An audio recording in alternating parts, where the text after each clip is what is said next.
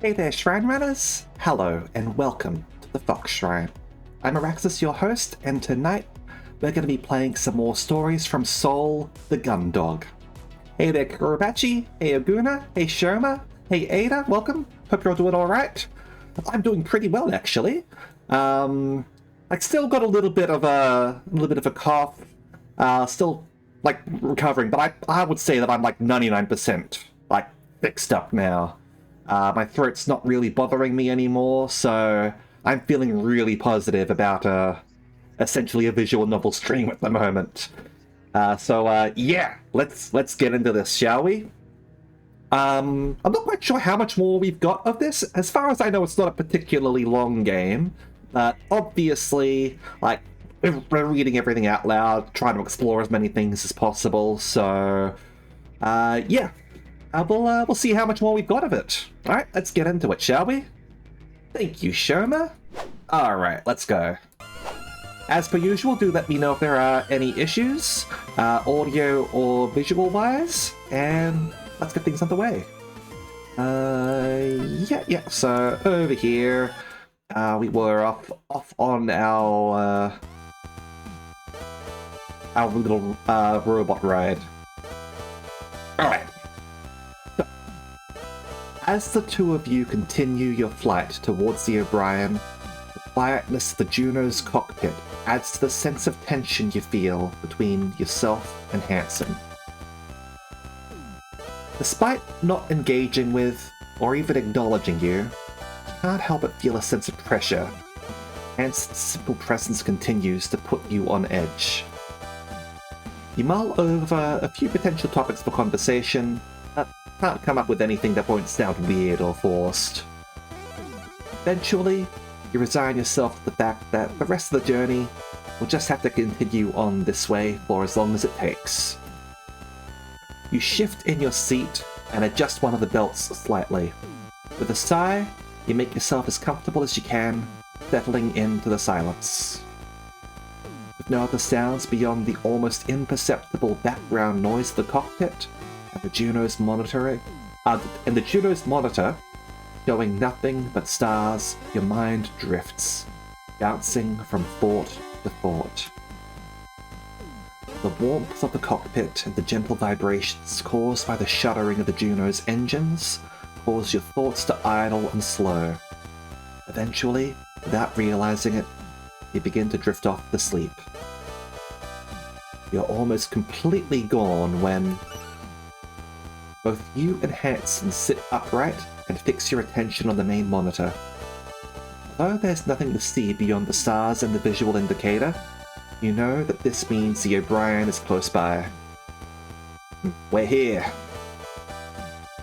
Hanson mutters to himself as he begins to flick switches on the control panel to his side. You watch silently as he works the pedals and flight sticks to reduce the Juno's speed. Gundog, this is Gundog 1. You got target lock on the objective. I repeat, this is Gundog 1. We've got target lock on the objective. Hanson scowls at the communications screen as it returns nothing but static, and an indication that it hasn't picked up any incoming signal. Lovely. He quickly resets the switches on the control panel before activating them again.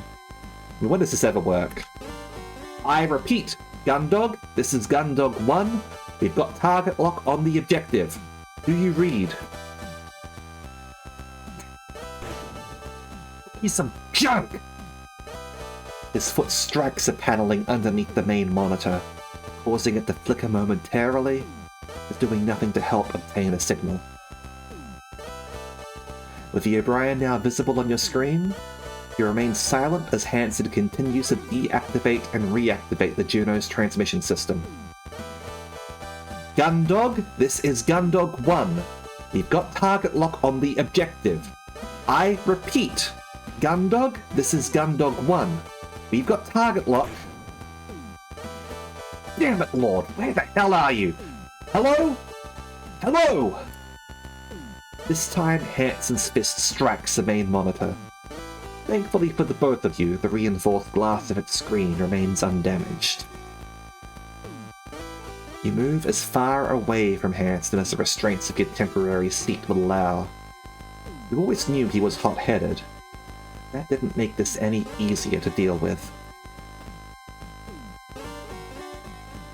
I mean, if we try to calm him down, we're just going to become a target for his ire, aren't we? We'll just leave him to it. Cross your arms and look away as Hanson continues to attempt re-establishing contact with the Gundog. Each time he does, his efforts are met with the same familiar static. Come on! What's wrong with this piece of crap? Gundog, come in! This carries on for a few more minutes. You do nothing to attempt to offer a solution or solve the problem. In his current mood, you don't feel that Hanson would take any suggestion well. Eventually, he throws himself back in his seat, causing both his and yours to rock. As you steady yourself, he grips the twin flight sticks and increases the frame's thrust. Fine! Not like we don't know what we're doing. This is Gundog 1. In case anyone out there can actually hear us, we're approaching the JFS O'Brien. We're carrying out the visual inspection of the O'Brien now. The O'Brien now close enough for you to actually make out its finer details. Hanson decelerates the frame, bringing it to nearly a complete stop. Deftly adjusting the Juno's orientation, he then begins to circle the Swift-class ship. The two of you focus on the monitor, trying to identify anything out of the ordinary on the O'Brien before you get closer. Wait a second. Is that... You point to the O'Brien's main airlock, and Hanson quickly sets a camera to zoom in on it. Wide open. Looks like someone's tried the same stunt as you. No, that's not it. I closed the secondary airlock door behind me. Both of those are open, which means... the ship must be completely depressurized. Yeah. This happened when the power was off. None of the emergency bulkheads would have been able to close. The two of you sit in silence, both considering what you've just found out. If the same thing had happened to the O'Brien as the Gundog, and someone had opened both airlocks, then what little breathable air was left on the ship would have been sucked out into space.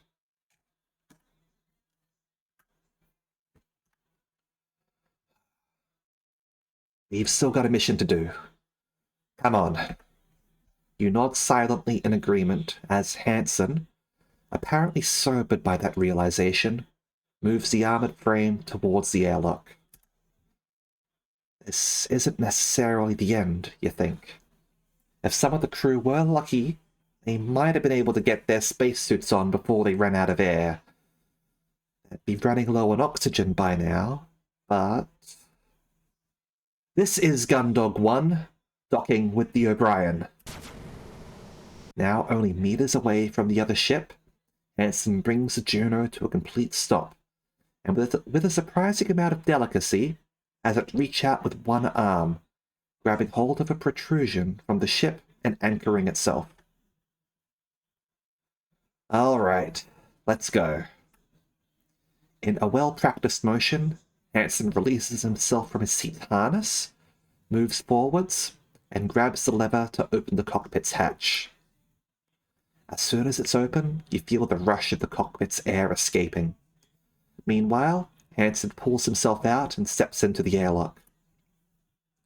Having a slightly harder time with the straps on your harness, it takes you a few moments longer to release yourself. Once free, you gather up the PST and the instructions the Chief had given you before making your own way out of the Juno. The two of you tentatively make your way from the airlock itself through to the room beyond. Although nothing is obviously broken or wrong, The fact you're standing in an area identical to the one on the Gundog, but open to space and completely uninhabitable, sends a shiver down your spine.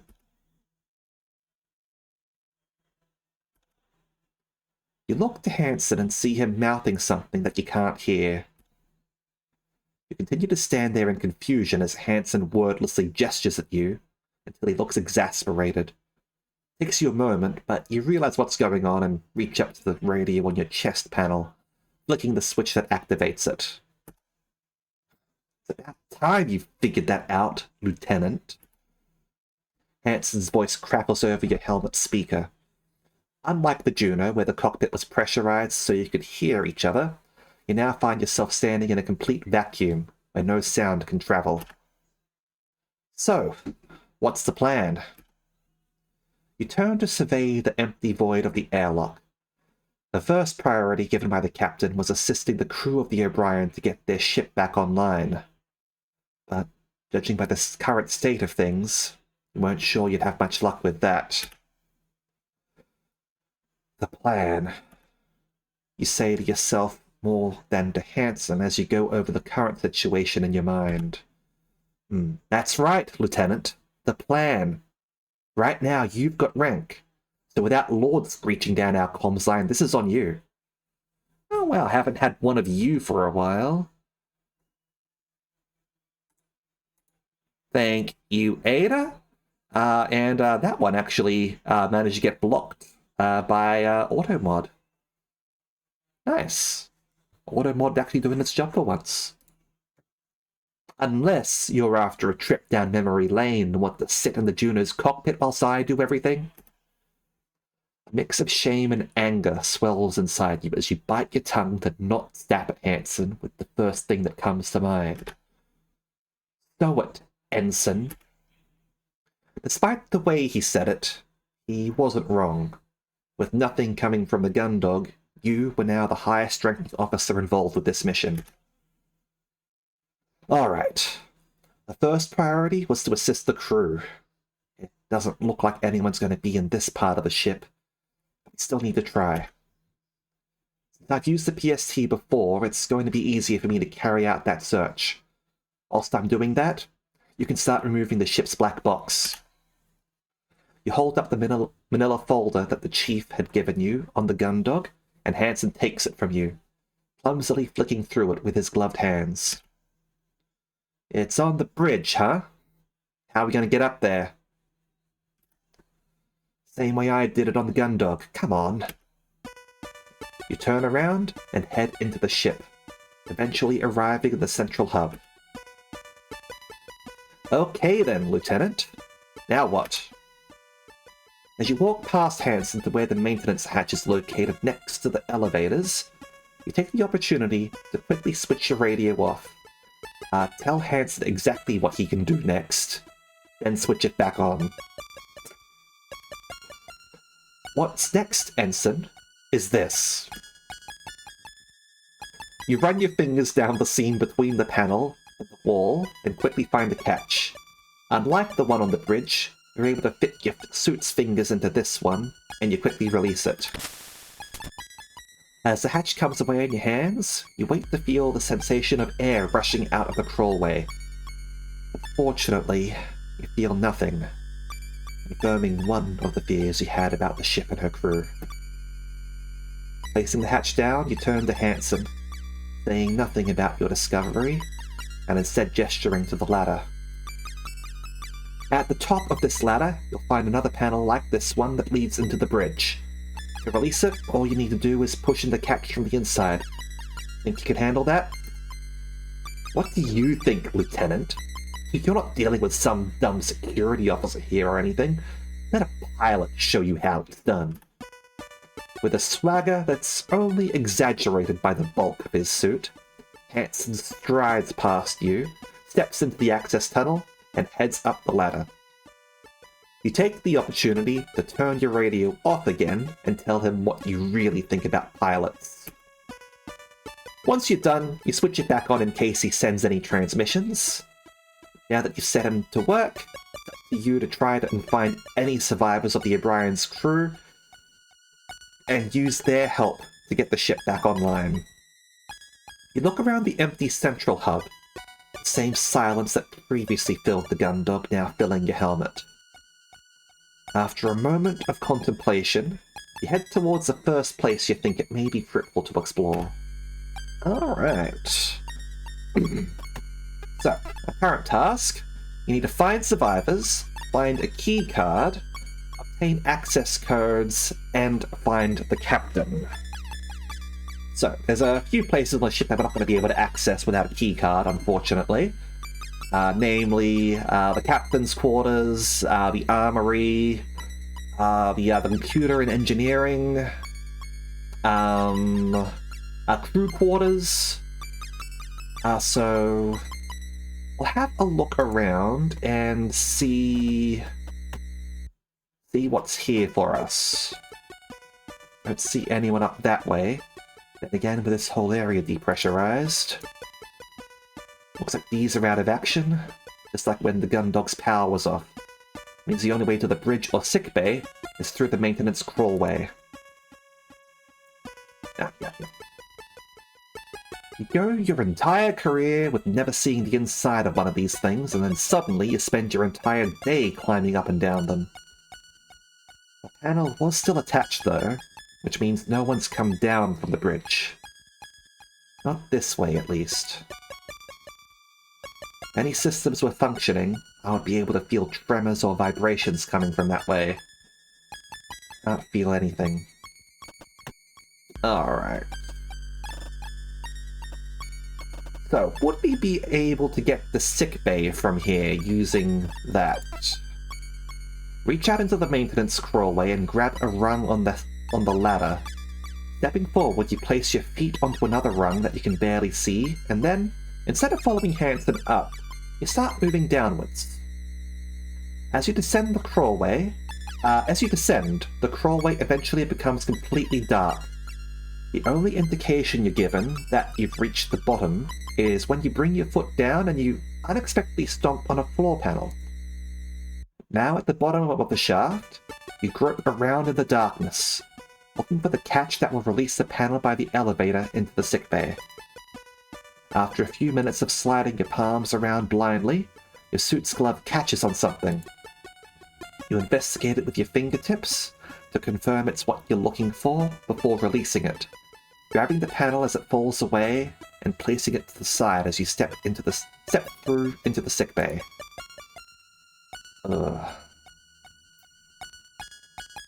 This is surprisingly violent as well, actually.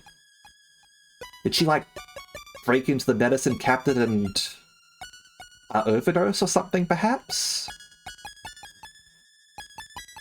With no rush of air to indicate that you'd depressurized, the room you were almost entirely certain you knew what to expect. But what you find goes beyond that. Yeah. Behind the desk set to meet those who enter the sickbay, you see the crumpled form of someone wearing a white coat, much like Dr. Rosarian's. You quickly make your way over to them, but as you do, you stop momentarily as you feel something crunching underneath your boots. Looking around, you can see that the doctor is surrounded by broken glass. Taking stock of the room, you realize that the cabinets at the far end of the sickbay are all still locked, but the glass panels have been shattered and their contents scattered. Instead of trying to puzzle out what's happened, you turn your attention back to the doctor, kneeling down by them and gently turning them over. You're faced with a woman who seems to be in her mid-50s, her sandy hair done up in a loose bun with errant strands tucked behind her ears. You notice that of the two lenses set into her round, wide-frame spectacles, one is cracked, and the frames sit askew on her face. Though her pale blue eyes are wide open and staring at you, they don't move, and she does not blink. Her skin is pallid, matching the cool blue of her eyes, the striking red of her lipstick standing out in a dramatic contrast. You stay holding the doctor for a moment, before gently laying her down and, with as much delicacy as you can manage in your bulky spacesuit, You close her eyes. As you stand up, you exhale deeply.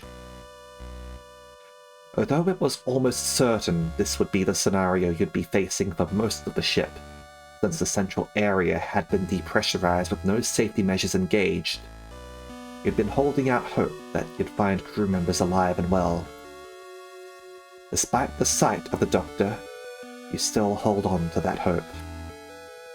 As you survey the room, you turn your attention back to the glass underfoot and the shattered frontage of the cabinets.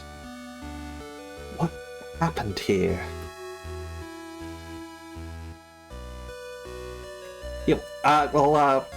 If someone managed to get to a spacesuit, they might be still alive on low air. So, next place I want to check after this is going to be the airlock, because we do know that there's emergency spacesuits there. And if one of them is missing, then that might bode well. But over here, we might be able to find ourselves a key card from the Doctor, unfortunately. So let's have a look around. No one here right now. I was wondering if I'd be able to communicate with Hansen and let him know that we'd found a body. There's no one in there right now. No point in opening that door. As you head towards the back of the room to examine the cabinets, you feel the crunch of glass fragments under your feet. Although the floor is scattered with various boxes and bottles of different medicines, something in particular that catches your eye. You squat down and pick up an open packet that you recognize. Nutrishake mix. As you turn the pouch over in your hands and look inside, you find it's completely empty of the powder that it should contain. Placing it back on the floor, you look around and realize that, whilst all the boxes of medication are all still sealed, the packets you can see torn open are all Nutrishake packets. Did someone really do all this for Nutrishakes? This is, like, I expected, like, the medicine to be ransacked, not Nutrishakes. That's interesting. All vacant? Could whoever have done this been in for treatment? The ship's doctor. Looks like she was involved in a struggle down here. I can't tell whether she died before or after the ship was depressurized. The door is closed, and since I can see there's no one in there, I'm not going to waste the PST's battery opening it. You walk up to one of the cabinets with a broken glass frontage and gently pull on its handle. As you'd expected, it's still locked and doesn't budge. Looking down at your feet, amongst various packets of medication that appear to have been hastily pulled out of the cabinet, you can see a selection of Nutrishake packets all torn open. Picking one up, you check its contents to find it's completely empty. Could this really have happened over nutritional supplements? These don't look very comfortable at the best of times. My spacesuit definitely would not help things either. You stand over the Doctor, trying to see if there were any clues to what happened to her beyond the crack in her glass's lens. As you survey her, you notice that, unlike Dr. Rosarium, she doesn't wear her stethoscope around her neck or her keycard on a lanyard. Hang on, a keycard.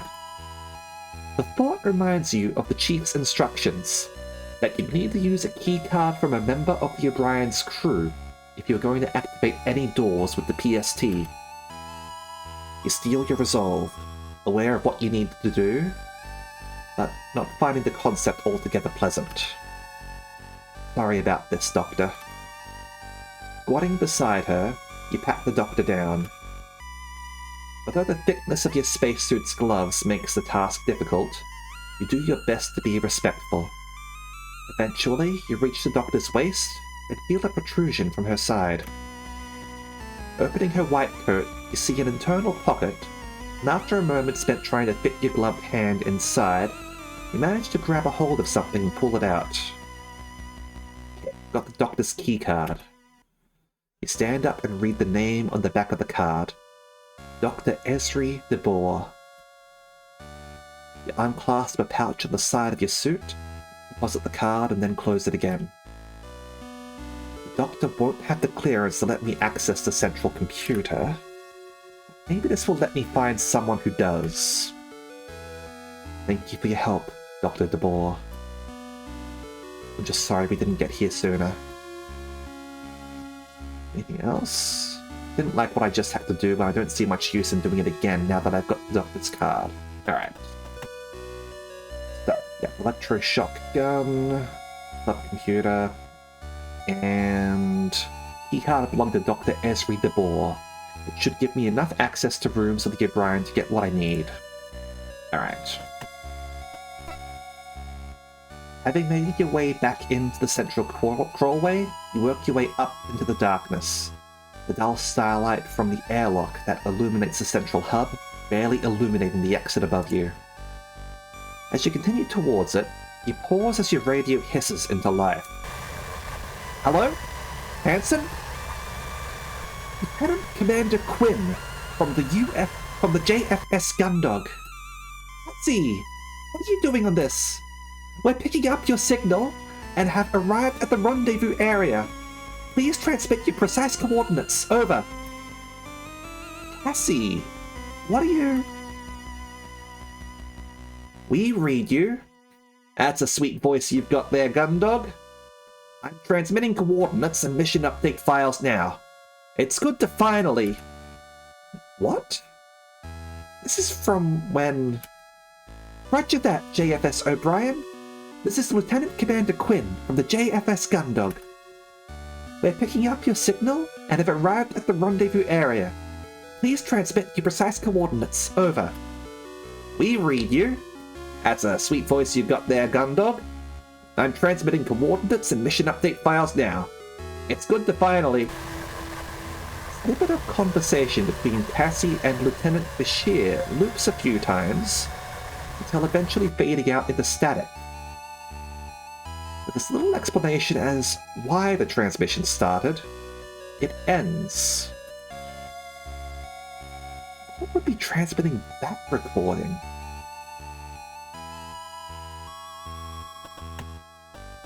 Should we move up into the bridge to see if the captain happens to be there so we can get their keycard?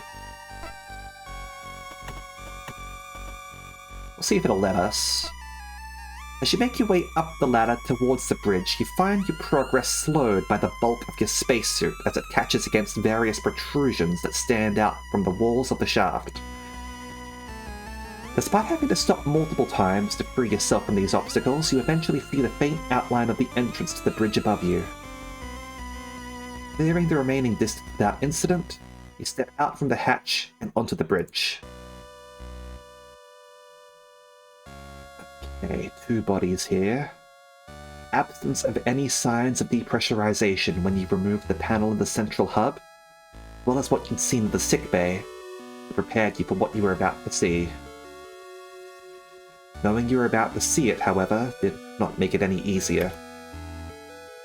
At the station on the left, you see the slumped figure of a young man. From his uniform and general appearance, you recognize him as Lieutenant Bashir, the officer that Cassie had been speaking to moments before the power went out on the Gundog.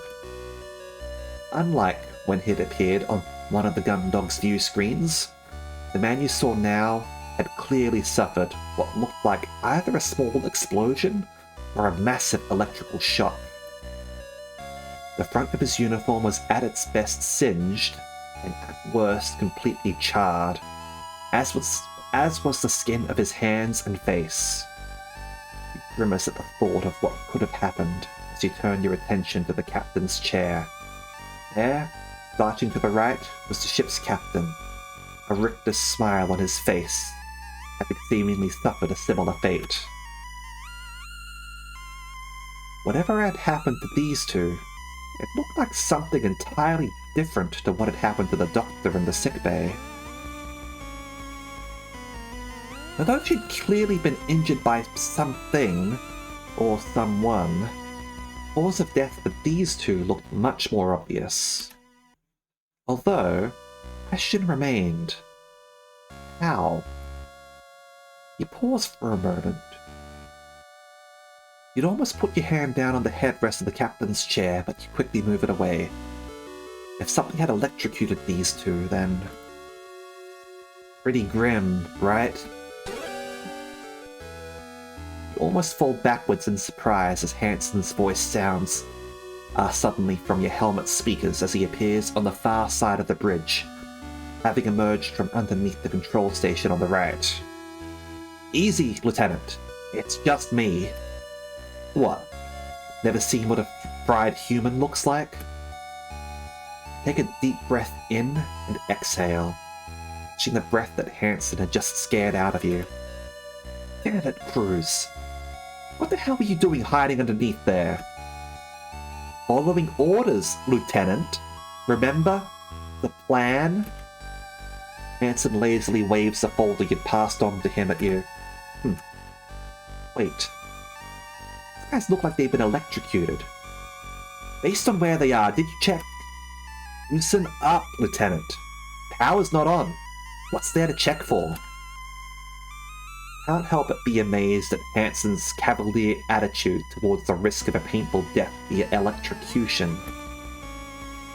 Alright. How's retrieving the black box going? Not bad!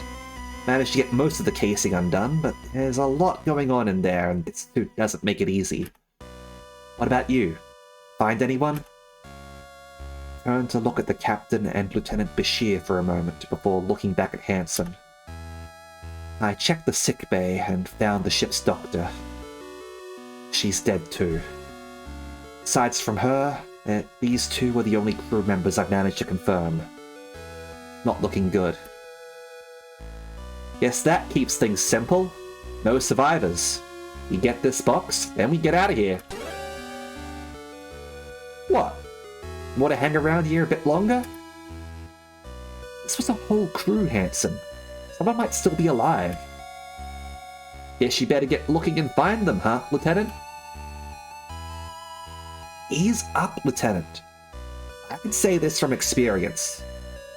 Everyone's dead. No use wishing they weren't. Not gonna bring them back.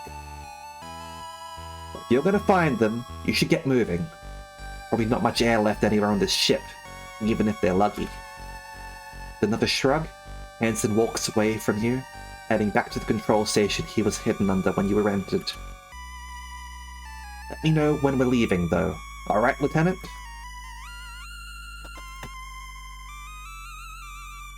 On the left-hand side of the bridge, you see the station used for ship management and communications. You knew that this is where Lieutenant Bashir would have been when Cassie spoke to him moments before the blackout. Like the rest of the bridge, you could see that every system was offline. Nothing more than rows of dead screens and useless plastic and metal. Mindful of not disturbing the lieutenant's body, you examine the area to see if you can tell what would have caused his current condition. With no signs of damage, you rule out an explosion or catastrophic malfunction, leaving you to assume that he must have somehow received a massive electrical shock. What could have possibly caused something like this? I should look over the bridge for any clue that may help you solve what happened on board the O'Brien. Your gaze is caught by the view of space through the main window. You knew that one of those lights was the gun dog. The sole reassuring thought you'd had the entire time you'd been here. But what else was out here? What had happened didn't look like any attack that you'd ever seen. What could possibly have happened on the O'Brien to cause all of this? Looking out into space won't help me figure this out. On the right-hand side of the bridge, you see the station used to control the ship. Unlike Lieutenant Bashir's station, it didn't look like anyone was there when whatever had gone on here happened. Instead, you can see Hansen underneath it.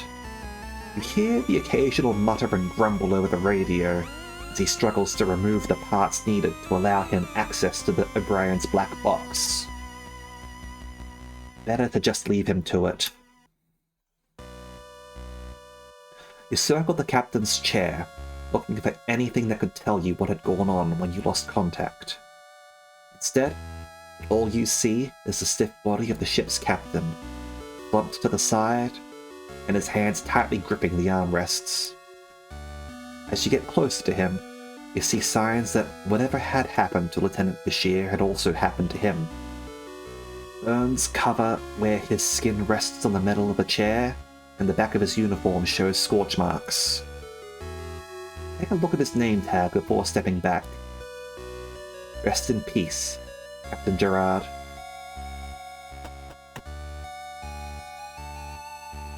Despite already having Dr. DeBoer's keycard, you still needed a keycard belonging to someone on the bridge crew if you were to have any chance at accessing the central computer to reactivate the O'Brien. There'd be no better card to accomplish this than the captain's. As you walk around to the front of the captain's chair, you shudder. The shock that must have killed him had left his hands clasping the armrests like talons. His face is gaunt and his eyes wide open. Together with how the corners of his mouth had drawn back as far as they would go into a horrendous grin, the whole expression was unnerving, as if it had been killed by some fatal, hilarious joke. You know what you need to do, and although it's a practical necessity, something about it feels wrong. Sorry about this, Captain Gerard. You pat the captain down, but find no indication that he's carrying his keycard in his pockets. As you stand back for a moment, trying to think if there's anywhere he may have left it, your eyes are drawn to the hand tightly clenching the armrest, which also doubles as a control panel. Remember having seen Captain Bartomuse insert her keycard into the equivalent panel on the Gundog on occasion to unlock certain functions. A grim wave of realization hits you as you think that, if the card wasn't on the captain, the control panel is the most likely place it would be. The only issue with that was Captain Gerard's death grip, covering the slot for the keycard. With a knot in your stomach, you lay your hand on the captain's. A shiver runs down your spine.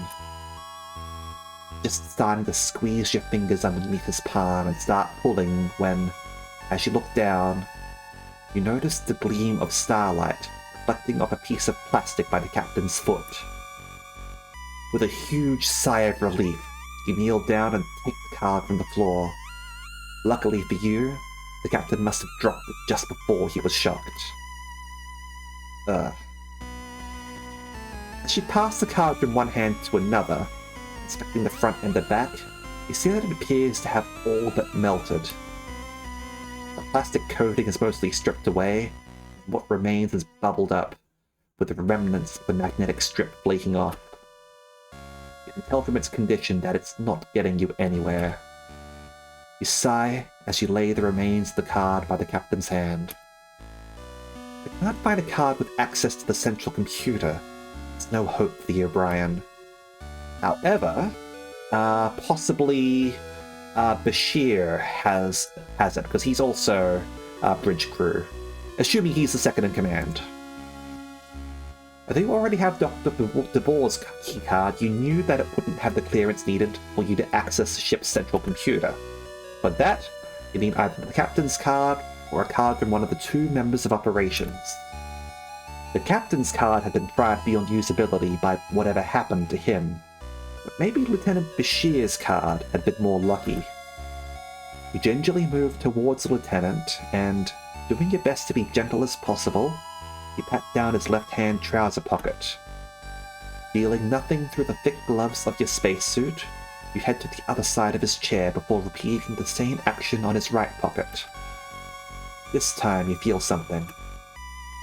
With a sense of unease, you attempt to remove the contents of his pocket, whilst trying not to disturb the body too much. Eventually, but with some difficulty caused by the clumsiness of your spacesuit, and your desire not to disturb Bashir's body any more than you need to, you manage to pull out what feels like it could be his keycard. warped as well. Turn the card over a few times. It's definitely the Lieutenant's key card, but it looks like it's been half melted. Not only is it warped out of shape, but the plastic coating is blistered, with the magnetic strip on its back almost entirely peeled off. You can tell from its condition that it's totally useless. Wouldn't even be able to fit it into any card reader or terminal, even if the surface hadn't been ruined. Great. Looks like this won't get me anywhere. Just like the captain's. Hopefully I can find the second in command. Otherwise there'll be nothing we can do for the O'Brien. Nothing's working right now, so there's no helpful readout or anything being displayed. No point in me wasting any more time here. I don't know if I'm staring out into space for one day anyway. The Lieutenant's and Captain's cards may have been destroyed by whatever happened. At least I've got Dr. DeVore's. With that, I can access most of the ship. I might get lucky and find the O'Brien's second in command somewhere. Hanson seems to be hard at work under the station. I should probably leave him alone. Don't think he'd appreciate my help even if he needed it. Right, so I can talk to Hanson. I'll do that just in case. Alright, so we found the captain. Gotta find the first officer. Apparently, Bashir wasn't the first officer, just another member of bridge crew, so... You look towards Hanson, who remains mostly out of sight, hidden by the bulk of the workstation. Spend a few seconds thinking about asking him if he needs any help, or asking how things are going, but after considering the likely responses you'd get to those questions, decide against it. Probably better to leave him be. Alright, so... Now, do we have a map here? Ah, yep, access disabled. Alright. So, from here... Let's go to the airlock. You stop as you enter the room just before the airlock, where you'd been so used to the huge main shutter and its warnings on the Gundog. Here on the O'Brien was nothing but a vast corridor into space. Being able to see the stars like this, from this position, couldn't help but feel uncomfortable. Their light, as gentle as it is, feels like a forced intrusion on this room. Somewhere they should never illuminate. You spend a few more moments gazing out of the airlock before you shake your head to clear your thoughts. If there was any hope for the O'Brien's crew, it was that you'd act fast and your stargazing wasn't helping anyone. Both still here. It doesn't look like anyone here's done a spacewalk of their own, unless they used a suit from somewhere else. The panel is still covering the emergency access lever. How could they have opened the door without using it? Let's figure out why they'd have opened both doors at once. They must have known what would happen.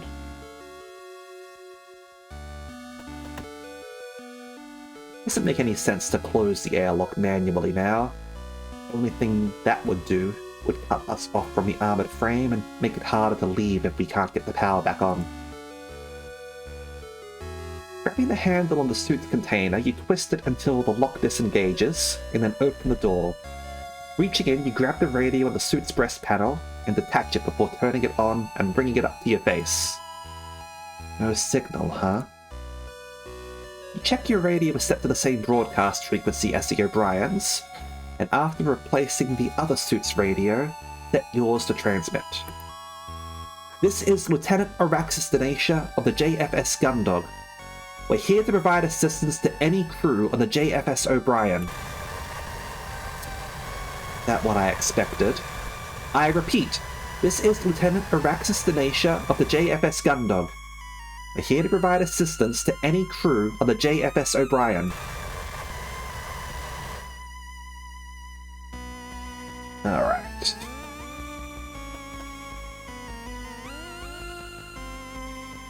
Yep, more likely to find the crew in here than I am out. Yep. Yeah, it just repeats. Okay.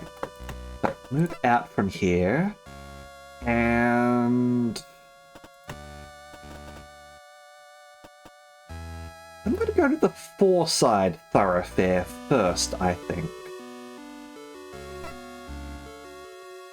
Heading away from the central hub, you slowly make your way into the darkness of the four-side thoroughfare. As you peer into the gloom, you're able to make out the vague shapes and outlines of the corridor's familiar features. Despite the darkness, thanks to O'Brien being a swift class like the Gundog, you're already familiar with its layout and what to expect. It should be capitalized over there. Oops.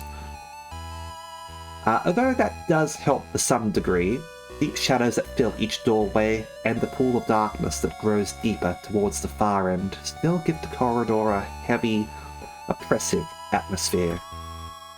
You're almost entirely unable to make out the door that leads to fire control, leading your exploration of the corridor to feel like a step into the unknown. You pause and cast your torch around the passageway. As you ponder where to head next, you feel gentle vibrations reverberate through your suit. In the vacuum, you can't hear anything that makes noise, but you can feel what seems like a set of footsteps coming up behind you. You turn back to talk to Hansen, impressed by the speed at which he's removed the black box. Oh, are you done already, Hansen? Where you'd been expecting to see the ensign, there's nothing but emptiness. Hansen? You spend a moment or two looking around, even going so far as to return to the central hub to see if it approached you, then double back. Hansen?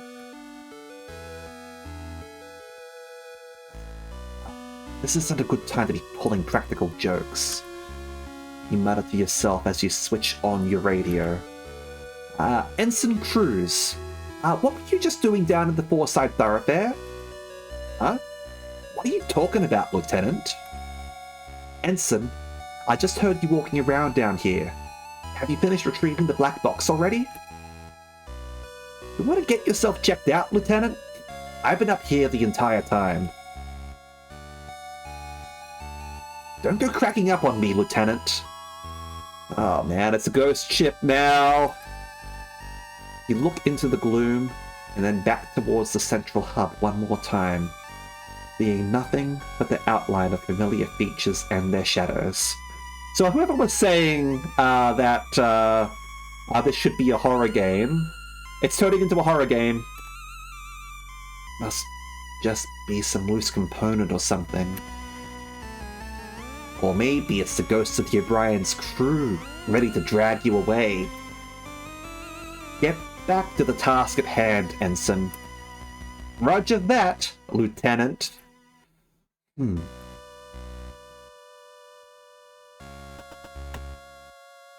helpful indeed.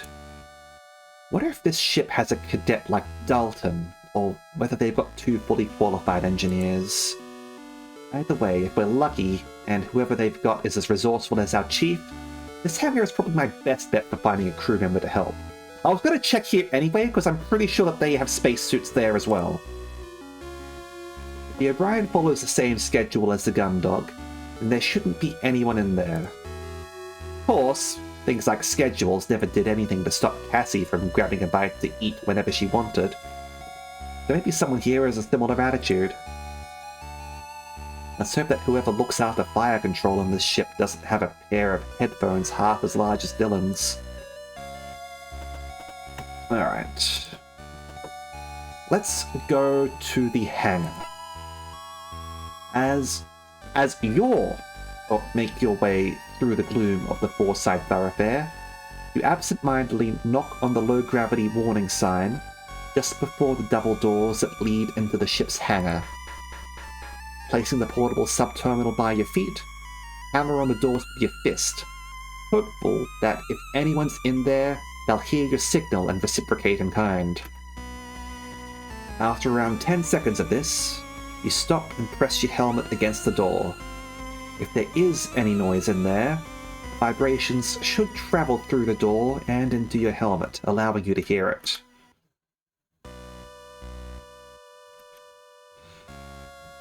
Guess no one's in there.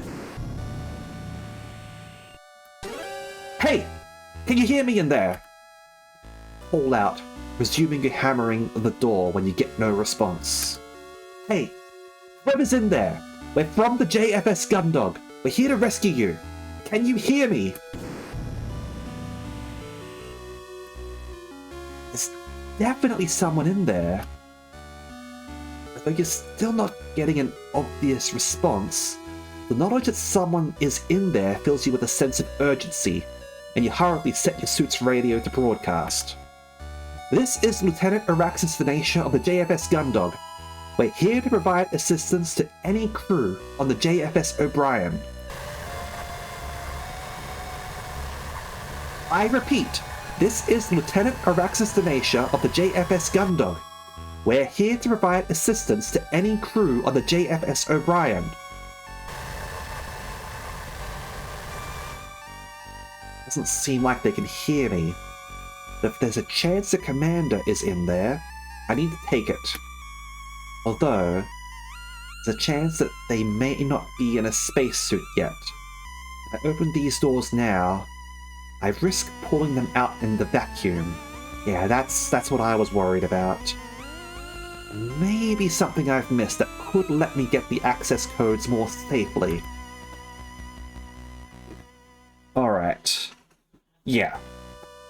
Before we do this, we have to check everything else. Like, we don't want to open these doors and risk having someone get vented out into space. Like, they haven't responded. It's really tempting to just charge in there and grab them. But I should only do it if there's no other option. I'll have this sorted out soon, whoever you are. Alright. Let's try the mess hall, see if anyone went in here. Actually, I'm a little bit worried that, I don't know if our battery is going to hold out on this, or if they've, like it says that it should be enough to power the doors I need to open, but what if you can only open a limited amount of doors? That would suck. Alright, so let's go to the mess hall. Given the time when the Gundog, and presumably the O'Brien, had blacked out, you knew there shouldn't have been anyone in the mess hall. Despite this, you also knew that it wasn't uncommon for crew members to disappear from stations briefly to grab a pick-me-up or treat, especially if their duty was quiet. And especially if that crew member's name was Cassandra Quinn.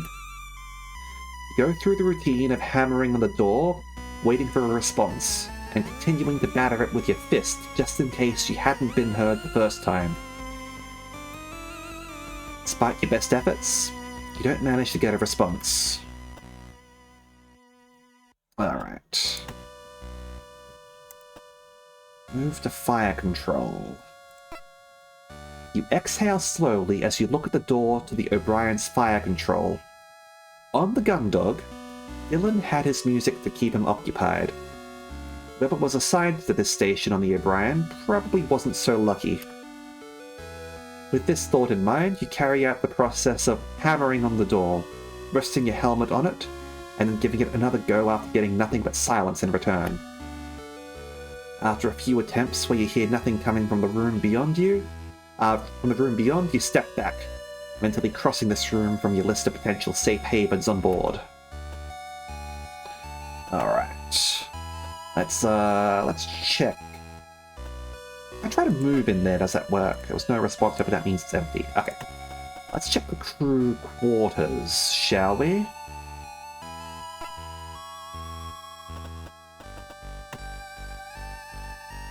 Mark Butt. This is where Hansen's room is on the Gundog. Guess they could be one of the armored frame pilots. Usk Stat. Based on where their quarters are, they're probably a pilot like Haru. Drury Way. I wonder if they have a junior engineer on placement like Dalton. Albany Row. The quarters distribution is the same as on the Gundog. This must be the O'Brien's gunner. Where's the security officer? O'Brien crew quarters.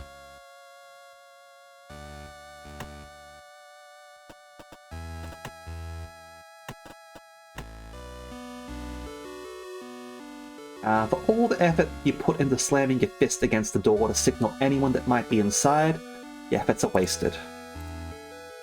Despite hammering as hard as you can on the door, there's no response. You go through the motion of checking for signs of life, but you don't hear anything back. You go through the motion of checking for signs of life, but you don't hear anything back. O'Brien crew quarters. Stood outside of the door that would be yours, had you served on the O'Brien instead of the Gundog. Can't help but feel a bit nauseous. Familiarity of the door, the corridor, the thoroughfare, it all forces you to think about how close the Gundog came to being out here before the O'Brien. You push that thought from your mind. As close as it was to happening, it didn't. You were here now, not whoever lived behind that door. Hey there, Pastel! Thank you very much for the raid, I do appreciate it. How was your stream? Hopefully that was going well. Playing some Stardew, were you? Nice. We are playing some Stories from Soul, the Gundog. This game is a visual novel in the style of a PC98 game. And we're freaking going into an ad break right now, are we? That's not bloody fair. Like, as soon as there's a raid on, goes into an ad break? That's bullshit. This is not fair at all. I should be able to talk with the raiders. Damn it. Ads. But yeah. I'm really enjoying this game so far.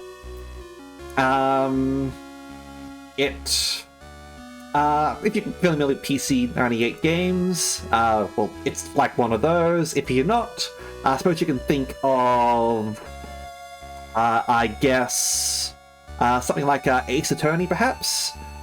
So like able to adventure around, go to different rooms and stuff, like interact with things, like point-and-click adventure, essentially. The storyline for this is we're the security officer on board a spaceship, and things have gone horribly wrong. We fixed up our own ship, but our sister ship seems to be in even worse shape, unfortunately. I mean, you don't like Panda Express or Rainbow Six Siege? No, Panda Express here, and Rainbow Six is Ubisoft.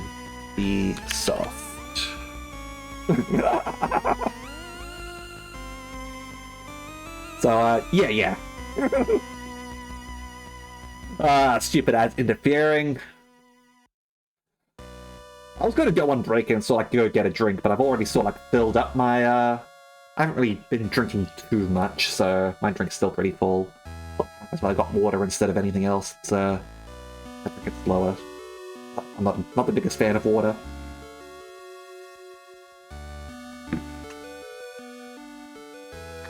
Play some good ads. At least. Let me curate my ads if I have to have them.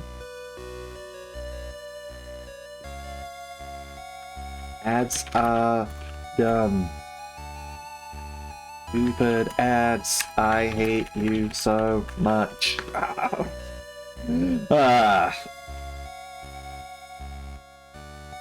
But yeah, if you're I really hate it how it's pretty hard to use ad block on Twitch these days. I think even uBlock Origin with Firefox doesn't necessarily get the ad, which is annoying as hell. Anyway, looks like they're coming off the ad break now. So, yeah. Thank you very much, Raiders. I do appreciate it. Hopefully you weren't turned off by the ads. I try not to play the game while the ads are playing, because that is not fair to people who are stuck in ad hell. Anyway, let's get into the game, shall we? Folding up your right hand into a fist, you hammer against the door and place your helmet against it, waiting for a response. What we're trying to do right now is we're going through essentially a derelict ship. I mean, it only became derelict like less than a day ago, but it seems like the air's been vented, unfortunately, and we're looking for survivors, trying to find out what happened. We have run into a few dead crew members. 2 seem to have been electric shocked, and another was a little bit different. Not really sure what went on with the doctor. Surprisingly, the medicine hadn't been consumed. When you don't get one, you repeat the response a few more times, until eventually you step back, rubbing your gloved hand to try to ease the soreness from pounding on the door. No one's in. Alright. So, head back to the Foreside Thoroughfare. From here... We know there's something going on in the hangar, but I don't want to open that door yet until we go through everything else. Let's try the second crew quarters. This is where the officers are. S3 DeBoer, the ship's doctor. Sorry I couldn't get to you in time, Dr. DeBoer. Yala DeForge. Is that like Geordie LaForge? Because we've got O'Brien, right, and Bashir. Given the location of their room, I wonder if this is their chief engineer. Well, DeForge, right? This is where Cassie's quarters are on the Gundog. The nameplate reads Kim Henry. Ensign Kim? This must be the O'Brien's second-in-command. This is where Vanessa's room would be. It says here that it belongs to Jules Bashir. That was the Lieutenant Cassie was speaking to just before this all started. Rest in peace, Lieutenant Bashir. Alright, let's knock on the doors. Fight hammering as hard as you can on the door. There's no response. For all the efforts you put into... Yep, nobody there. Nobody there. Go through the motions, don't hear anything.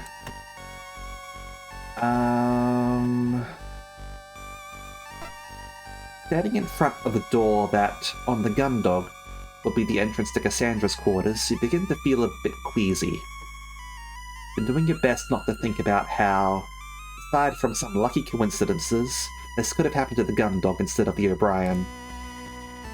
But your best efforts to keep that thought out of your mind, can't help but dwell on it, seeing a door would have been Cassie's. Who spends their free time on the other side of this door? Is it as much of a mess as Cassie's room? How close were the two of you from having this happen to you? Now's not the time for that. You remind yourself, stating it out loud to force the thoughts away.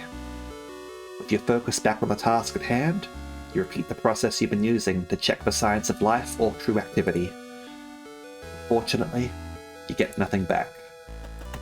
And not likely to be anyone in the captain's quarters, because we found the captain, but we'll check.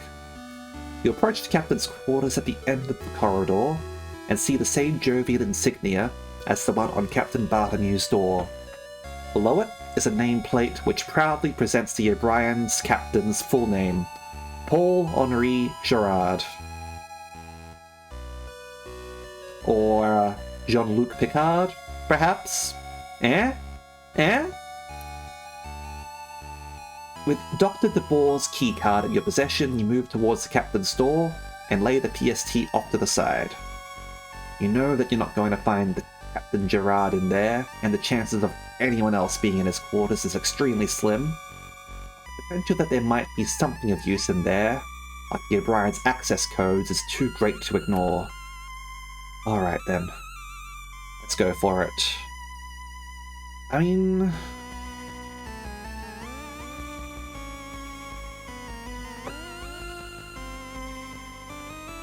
we're not going to be able to get in there, right? But I suppose we can. I think I was able to get in with my own, with Cassie's keycard before the captain's quarters, right? So let's see if the doctor can. You kneel down beside the terminal linked to the captain's quarters and begin the well-practiced process of connecting the PST and going through its menus, eventually selecting the unlock function. And now... Alright. With a sense of trepidation, you unfasten the pouch on your belt and take out the doctor's keycard. As a security officer, your card had enough authority to access every room short of the central computer, even the captain's. You weren't entirely sure that a doctor's card would be sufficient. Without much of an alternative, you slide Dr. DeBoer's card into the slot and hold your breath. Thankfully, you see the door begin to slowly slide open, and with an exhalation of relief, you stand up. Once the door is open enough to allow you through, you make your way inside. Okay, so instead of a bottle of whiskey, we've got a bonsai tree here. As you'd expected, Captain Gerard's quarters were almost identical to Captain Bartolomew's, with a few small differences. Like the lack of any open bottles of liquor. In the place of the whiskey bottle you'd seen in Captain Merris' room, you see a neatly pruned bonsai, but beyond that, there's nothing obviously distinct. Even the artwork on the wall behind the desk is the same. Well, time to get to work. Let's see if I can find something useful. Now, the captain's bathroom is certainly a lot smarter than the pods that you get in the standard crew quarters. There's an actual toilet and a proper shower unit too. I wonder if when you reach Admiral, you get your own bathtub. The exact same painting as the one in Captain Bartolomew's quarters. Probably done from a stencil or something, I guess. A bed, chest of drawers, a bedside table. Pretty much all the same things as Captain Bartolomew's quarters. Just tidier. The captain's desk, just like Captain Bartolomew's, it's got a terminal and what looks like a telephone. Probably a hotline to the bridge. I think I like Captain Gerard's desk ornament much more than Captain Bartolomew's, though. What could be in those files? Small bonsai tree. Regular plants are really expensive back on the colonies, but even getting the seedling to start one of these would cost a fortune. People say that the air in a room with a plant in it tastes way better than the normal reprocessed air you get on a ship or colony. I've never been around a plant to try it out. Not that there's any air in here right now anyway. I'm gonna steal this tree. If this is all for nothing, I guess I could take this back to the Gundog with me. Though, I don't know how long trees last in space. Though I should probably leave it alone until I know for certain. Although you can't think of anything important that you might find in the captain's bathroom, you feel a compulsion to search it anyway.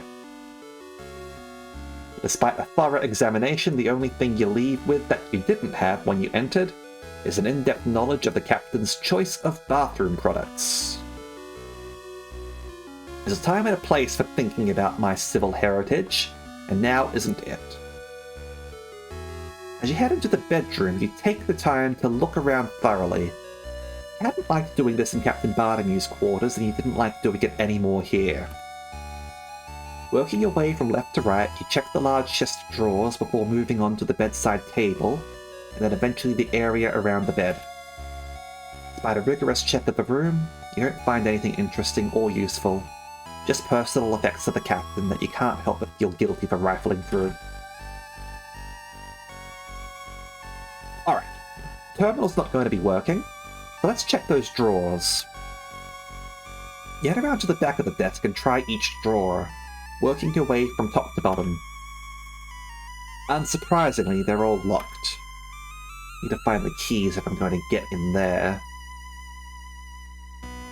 You hesitate for a moment, considering whether or not you should pick up the files in front of you. Though in normal circumstances, doing such a thing would result in severe disciplinary action, you reason that these aren't exactly normal circumstances. Anything that could explain what had gone on or help the O'Brien had to be investigated. Excuse me for a moment.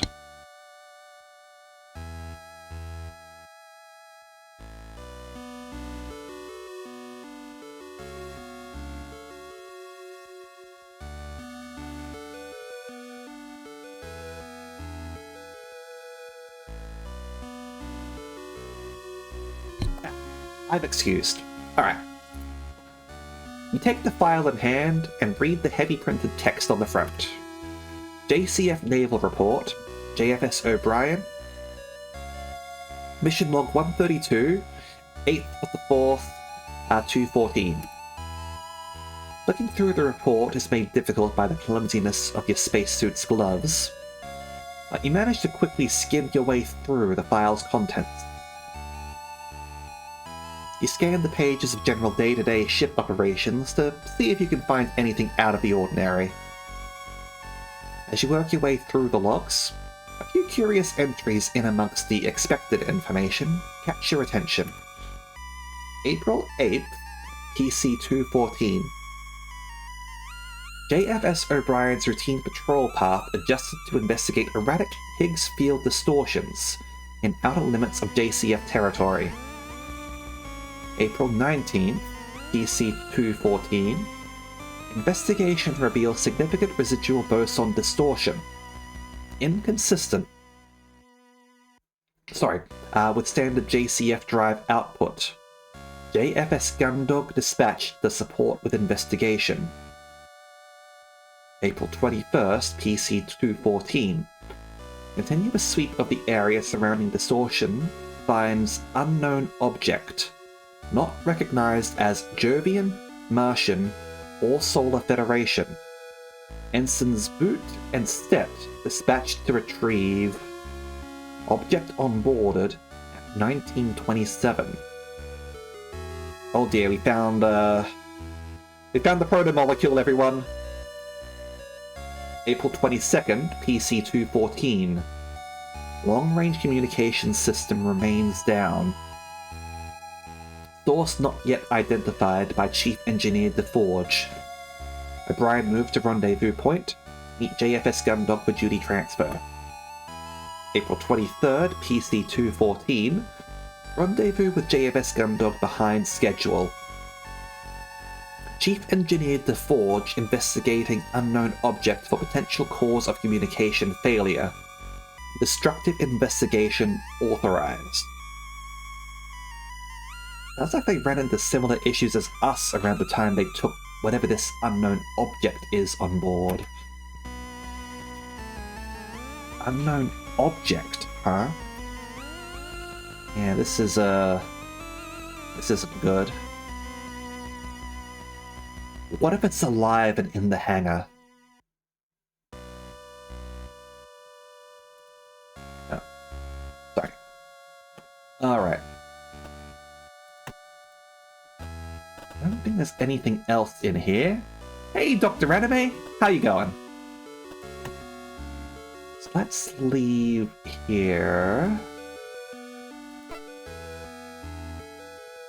Sadly, don't have access to codes. I'm gonna head back to the central hub. Go to the aft thoroughfare. How are my tasks going? Yeah, found survivors. Rescue the crew member in the hangar. Yeah, this is something we need to do. Okay. The odds of someone being in there are slim, but it's worth checking. The blast door is just like the one on the Gundog. Probably takes just as much battery to open too. It's not worth trying to open until I've got the access codes.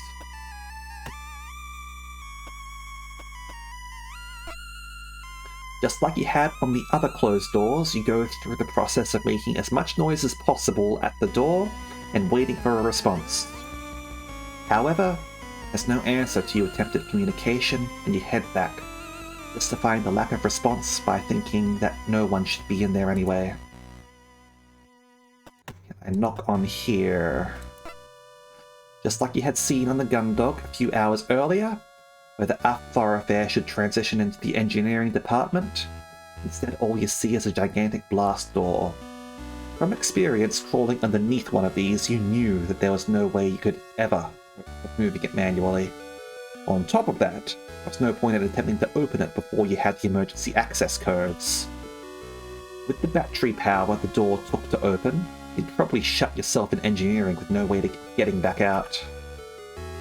Though you had the doctor's card, with the captain dead, you need to find either the O'Brien second in command or the emergency access codes if you had any hope of getting the ship back online.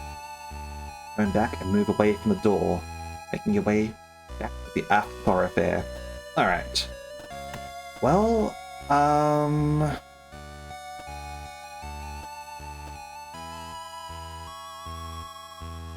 hold on a second. Am I able to do a spacewalk into the hangar? That might be what I can do in order to not vent the place, right? Let's try that. Okay, so Central Hub. Move to the airlock. More likely to find the crew in here than I am out there. Ah, damn it. Let's head back up to the bridge.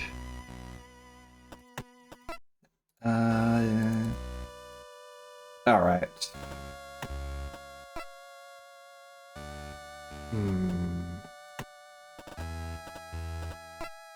In the sick bay. No, alright.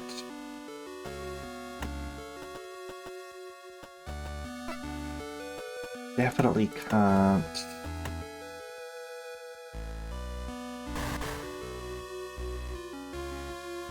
Alright. Well, alright. Looks like we're opening the hangar.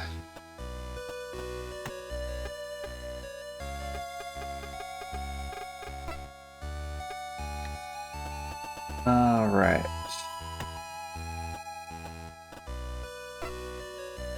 With Dr. DeBoer's keycard, I'll be able to access the hangar. Although, there's a chance that whoever is in there may not be in a spacesuit yet. If we open these doors now, I risk pulling them out in the vacuum. Maybe something I've missed that could get me the access codes more safely.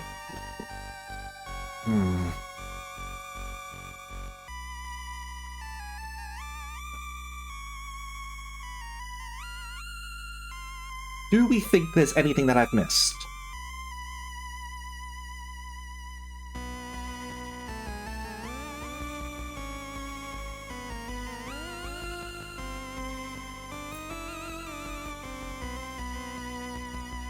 Yes? Alright.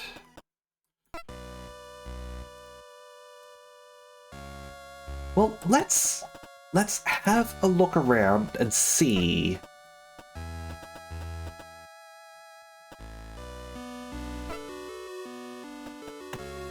If we can get into the captain's quarters.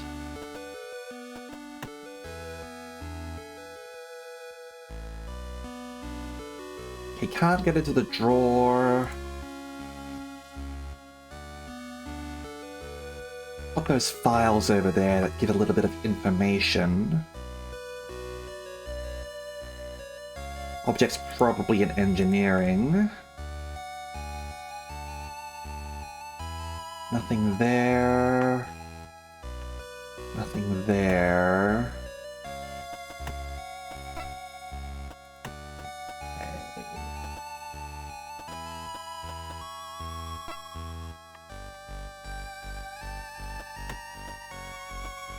Able to use those.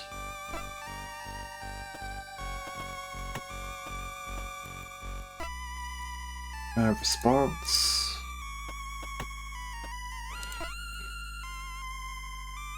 Okay, can't go in there. No.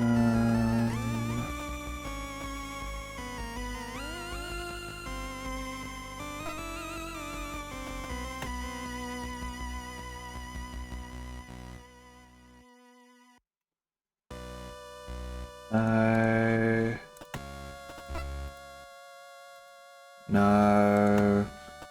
Alright.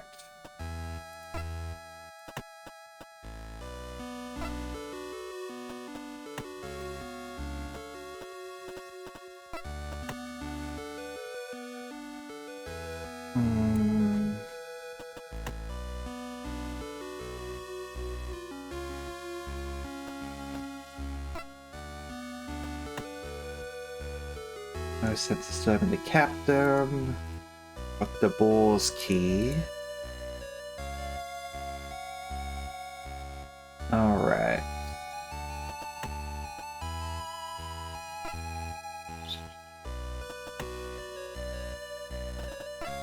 The sick bay. What else with the captain? Nutra packets.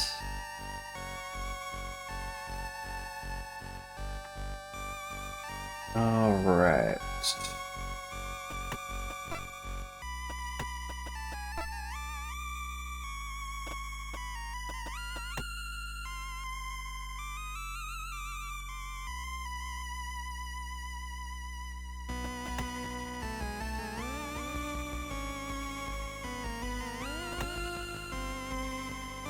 Not letting me do a spacewalk, unfortunately.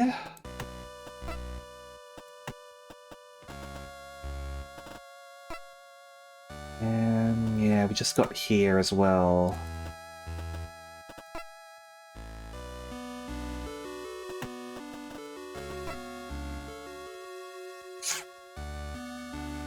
Yeah, I'm not seeing anything that I've missed.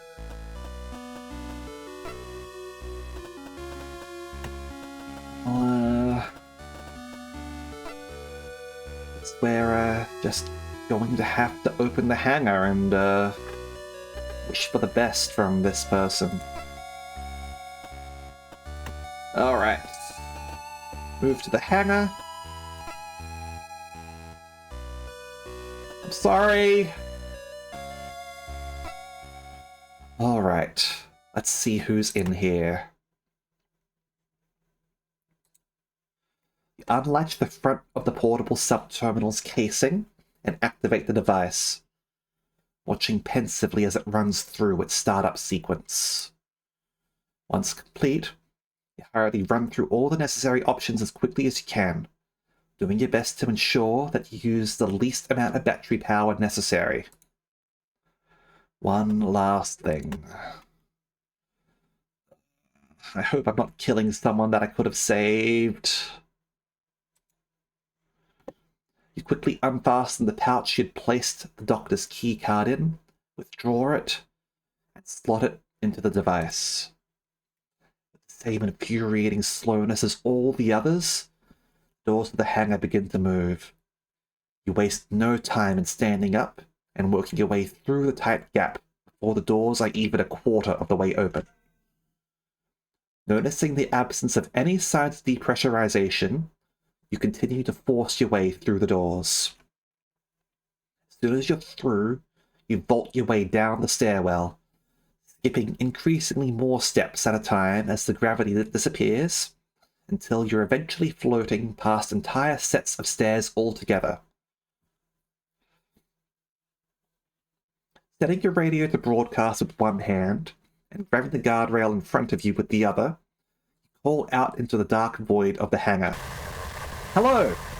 Is anyone here? Hello? This is Lieutenant Denacia from the JFS Gundog. We've come to help. Hello?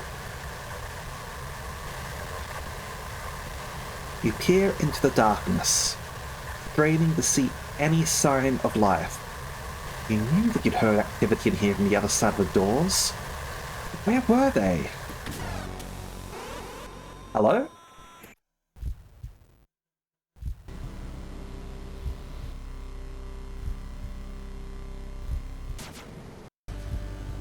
Hello?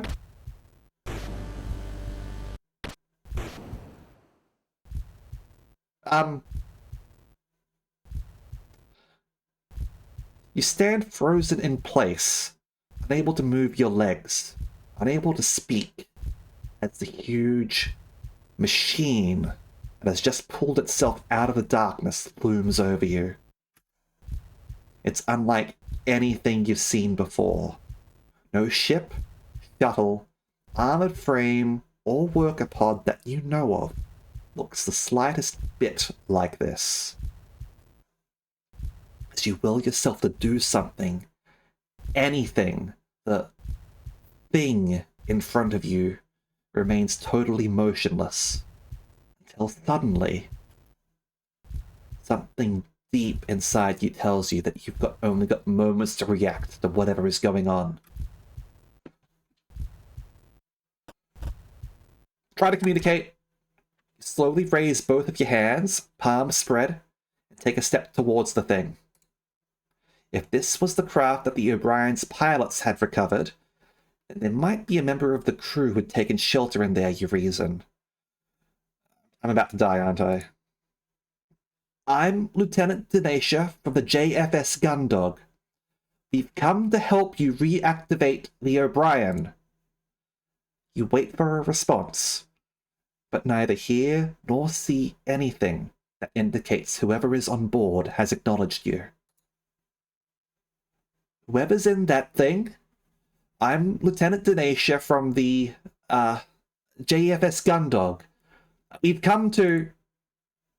You pause, having just noticed the sparks of electricity appearing around the most forward protrusion of the machine. Within a few seconds, you see it illuminated from the inside by an intense light. What? I'm dead. Acting entirely on instinct, you launch yourself sideways, only just in time to avoid a searing beam of light so bright you involuntarily squeeze your eyes shut and look away. As your vision returns, you look at where the beam had been focused and see warped and broken and molten metal surrounding a deep gash that runs along the part of the catwalk where you'd been stood, and then up the wall near the entrance. Through the vertical slice taken out of the wall, you could see the beam had penetrated all the way to the rear of the stairwell, slicing through the first set of steps in the progress. Fuck! Looking back to the machine that had just torn through interior of the O'Brien with ease, you see the same electrical sparks and glowing light at the front of the craft.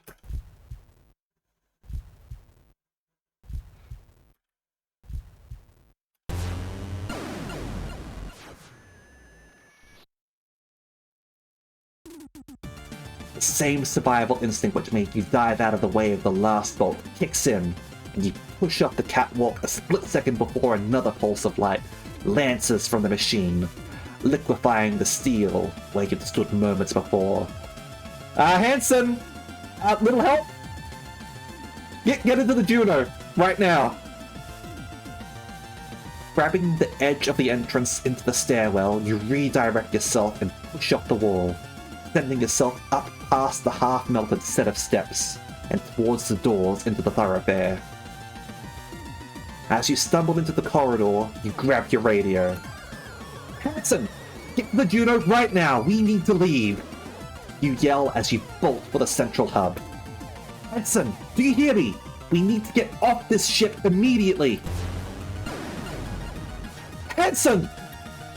You scream one last time before sprinting down the remainder of the four-side thoroughfare.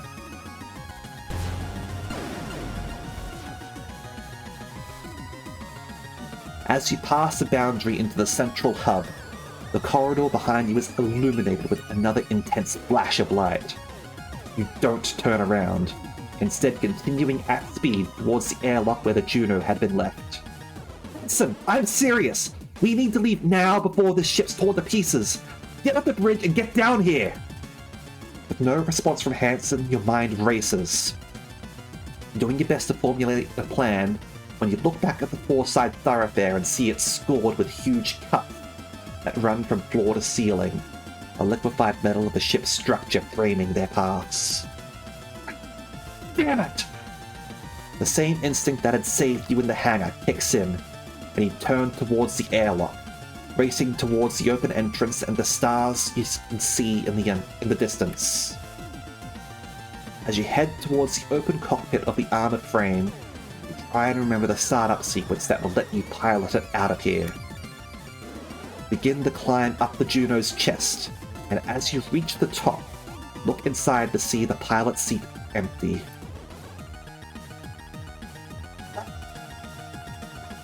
Cruz, where are you? Looking back towards the entrance of the airlock and seeing no one in the distance, you know you have a choice to make. Wait for Hanson.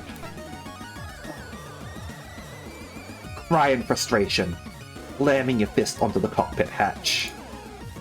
Despite every instinct you have screaming at you to run, you know you can't just abandon Hanson. Regardless of his personality, he's still a crewmate. Your eyes fix on the corridor leading into the airlock as you wait for him to appear. You know he hadn't received your radio signals. He must have seen what was happening to the ship from the bridge. Come on, come on, come on! You mutter, your right leg beginning to twitch in anticipation.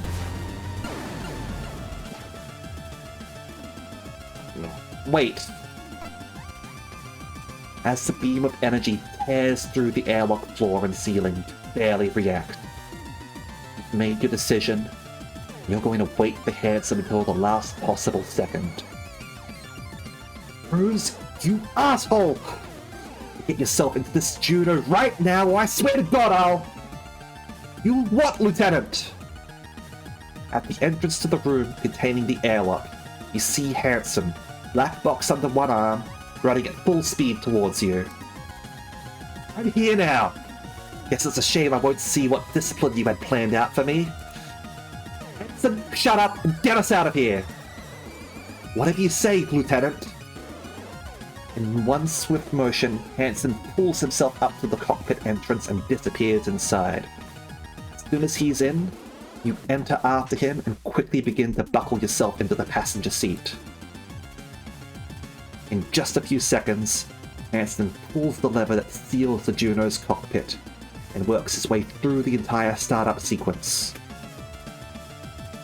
Even before the main monitor is active, he pulls back on the flight sticks and you feel the rumble of the Juno's engines moving the armored frame away from the ship as the main view screen switches on, showing the O'Brien shrinking into the distance. What did you do? One minute I'm pulling out the black box, next I can see a light show going on outside and some kind of laser beam nearly cuts me in half. Didn't do anything. There was something in the hangar, and then it went off. It was tearing the whole ship apart from the inside. So, you tripped an AF's weapon system or something? Can't let you anywhere near these things without you causing problems. You're about to continue your protests at Hanson, and you see a column of light penetrate the surface of the O'Brien.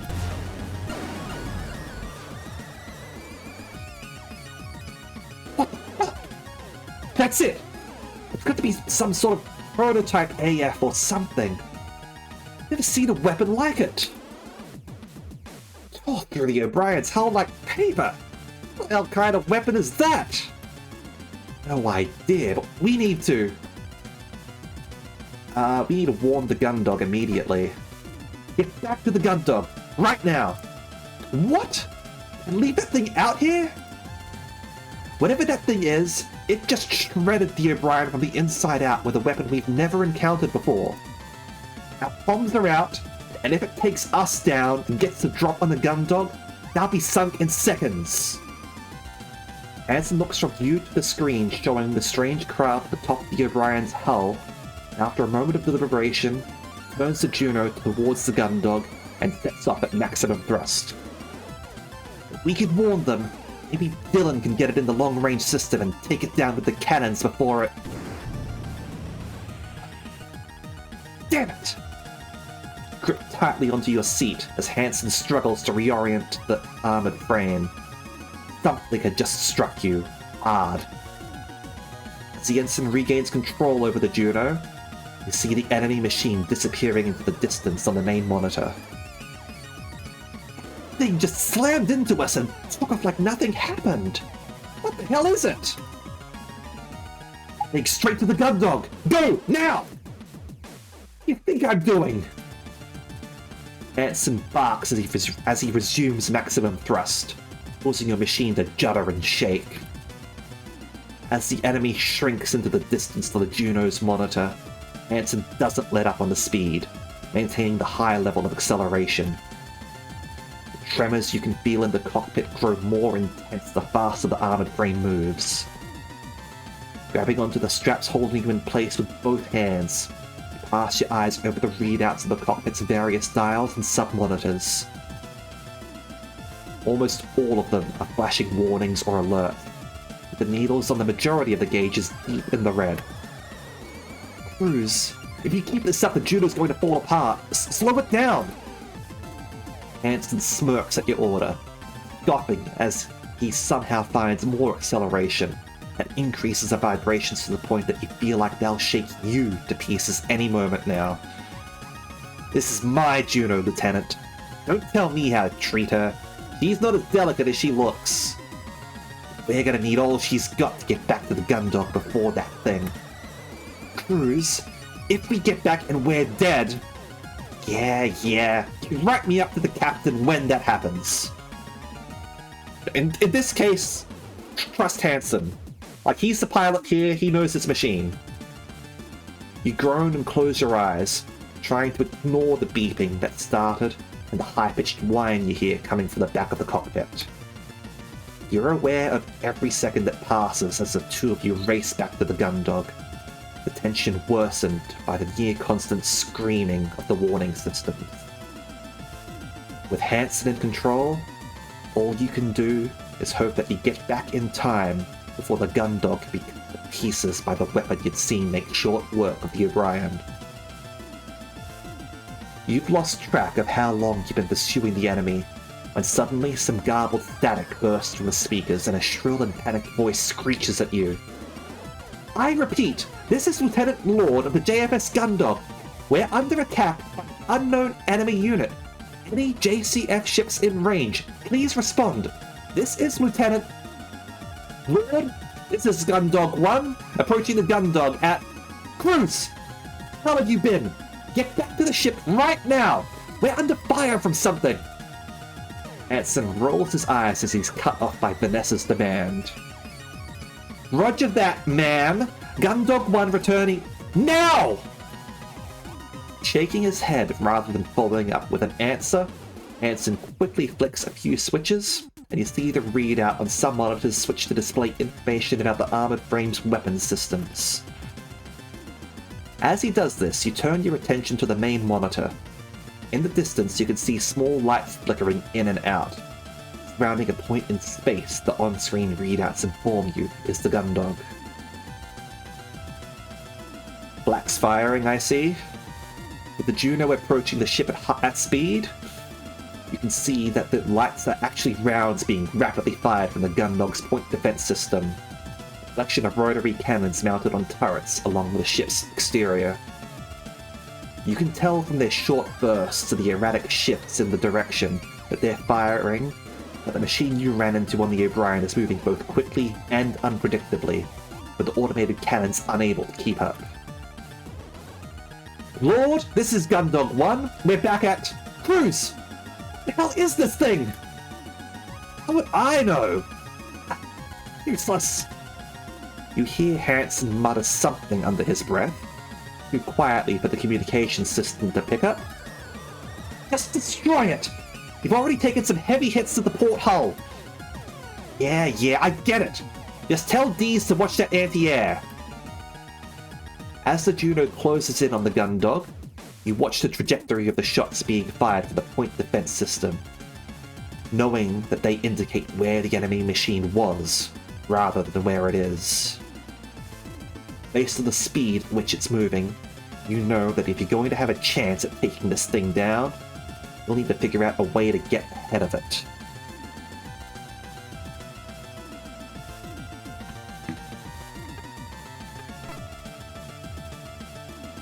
You're about to make this observation to Hansen, but you see a deep focus on his face, his eyes tracing the path the enemy moves along, and that weaves along the barrage coming from the ship. With a sudden flurry of motion on the controls, Hansen adjusts the armored frame's trajectory, sending it soaring uncomfortably close to the Gundog's bridge, just in time to intercept the strange craft as it rises up from the far side of the ship. Yes, For all of his flaws, Hansen is still an ace pilot, and probably a good thing that it's him doing this rather than us. Reusing the same evasive maneuvers. Amateur! Hansen yells. Slamming down on the pedals, Hansen positions the Juno over the top of the enemy, and you hear a heavy click as he pulls the trigger on the right flight stick. Too easy!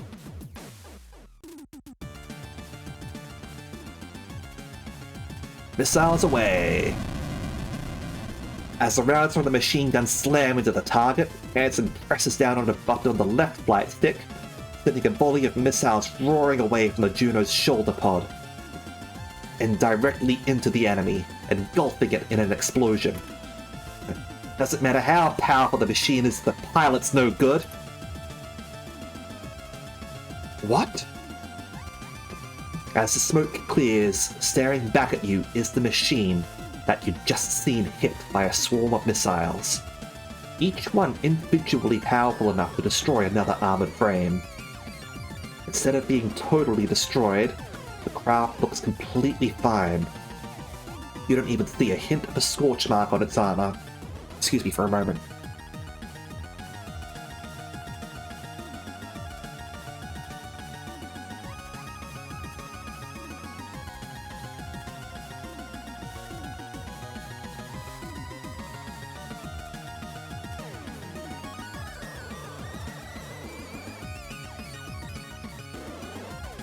Hey there, Skylar. Welcome.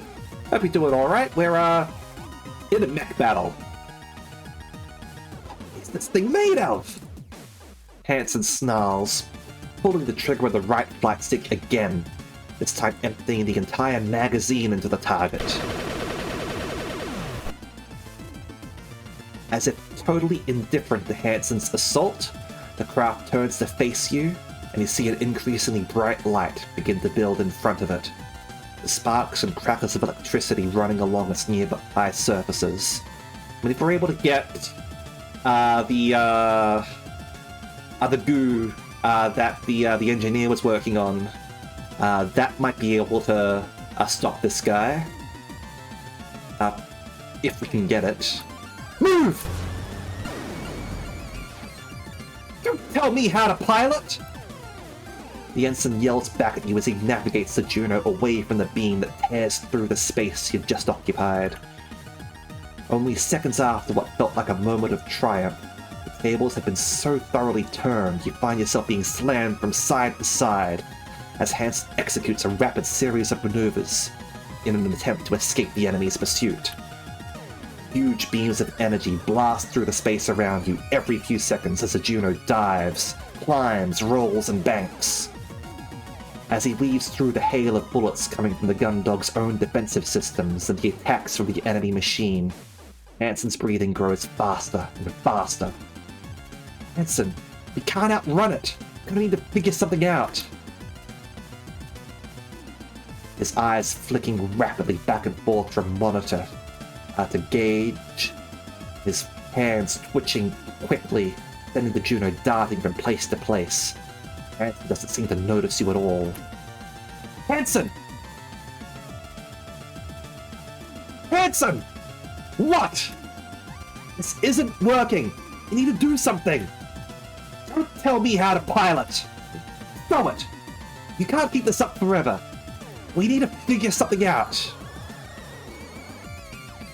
As you yell at Hansen, you get thrown into the side of the cockpit by a high-speed turn that he pulls off just as a huge beam passes overhead, illuminating the cockpit as its brightness fills the monitors. Come on then, Lieutenant! What do you have in mind? We should use Dalton's creation. You racked your brain trying to come up with some way to stop this impervious enemy. You just watched it take a direct hit from frame-busting missiles and come away without a scratch. Didn't harm it. Nothing else the Juno wielded would be able to stop it. Your thoughts race as you try to come up with a solution. How do you destroy the invulnerable? That's the neat part. You don't. That's it! What? If the missiles won't take that thing down, nothing else we've got is going to be able to destroy it. Great! So what, Lieutenant? Think we should just surrender now? Let it destroy us? That's not what I mean.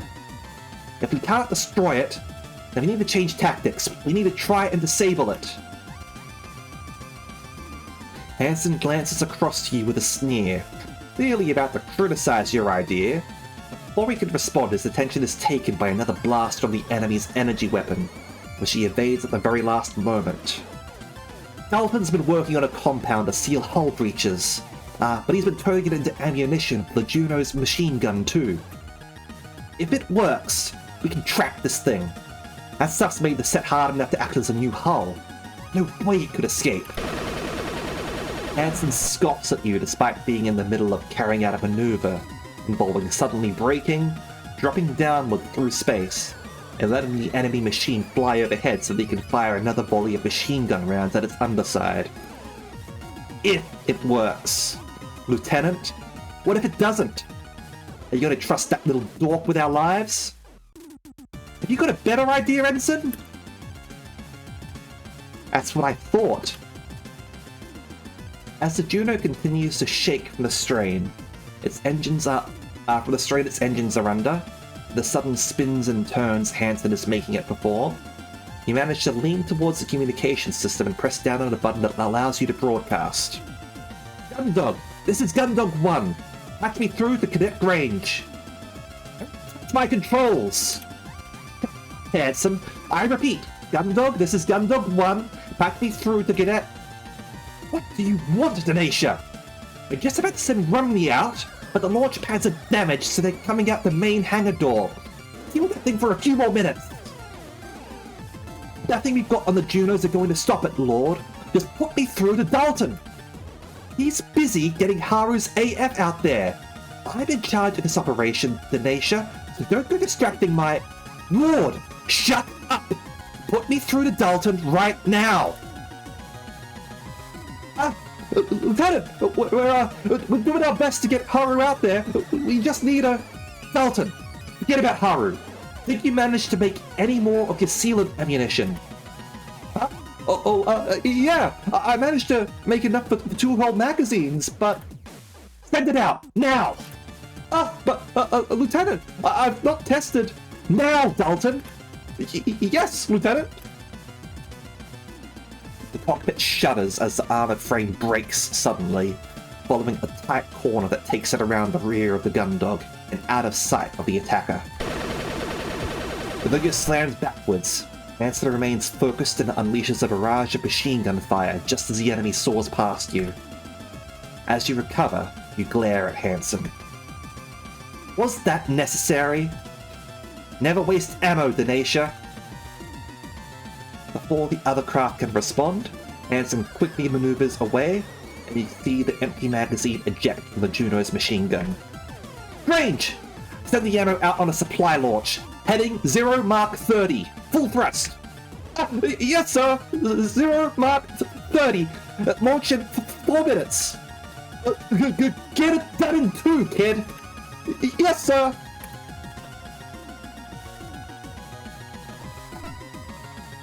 Getting back into pursuit, Hansen brings the Juno up to full thrust as he navigates the armored frame above the Gundog into a location you know has the most point defense coverage. Despite the pressure of the sudden acceleration, you manage to snap at Hansen. Don't be a dick, Cruz. He's doing his best. Simultaneously evading the fire from the Gundog and the attacking craft, Hansen still manages to exclaim his shot with a burst of laughter. Get real! You dragging me up on my conduct right now? That kid, Cruz, is a crewmate and our only hope of stopping this thing. You got some priorities, Lieutenant, but... Although you'd felt Hansen adjust the Juno's trajectory to evade the approaching enemy, it's not been quick enough and it slams straight into you, shaking both of you and sending your armored frame careening away wildly. Damn, Denacia! If you want to write me up, do it later! Now just sit still and shut up! As the attacking craft speeds away into the distance before stopping suddenly and turning on its axis to head back towards the Gundog, Hansen turns the Juno, and speeds towards the front of the ship. Moving to the location, it instructed Dalton to send the ammunition. With the main monitor now focused on the open main hangar door, you can see Dalton, just as ordered, sending a supply launch rocketing towards you. The launch, little more than a large sled with a series of thrusters attached, speeds through the void towards you, and in a smooth motion, Hansen moves to meet it. He deftly manipulates the armored frame's hands to grab the machine gun magazine tethered to it without needing to stop. Pulling back just in time to evade another blast from the enemy cannon, Hansen slams the flight sticks forwards, sending the armored frame tearing through space and towards the opponent. This better work, Denacia! Before the craft can evade, Hansen brings the machine gun to bear on it and holds down the magazine, the rounds all meeting their mark. As the shots land, the enemy machine is engulfed in a sudden expanding mass that billows outwards from the point of impact and spreads all over its surface. Within seconds, the attacker is encased in a thick coating of Dalton's compound, which sets as suddenly as it had expanded, leaving the craft's long appendages visibly struggling against the material's restraining properties. Hey, that stuff's not bad! It's done good work! We're not done yet. Hold on, Lieutenant! Despite being almost entirely encompassed in the sealant, your foe was still heading right at you. Where do you think you're going? Hansen yells, sending the Juno straight towards the enemy. You're not going anywhere! With an impact that reverberates violently through the cockpit, armored frame slams into the oncoming craft. Through to hell!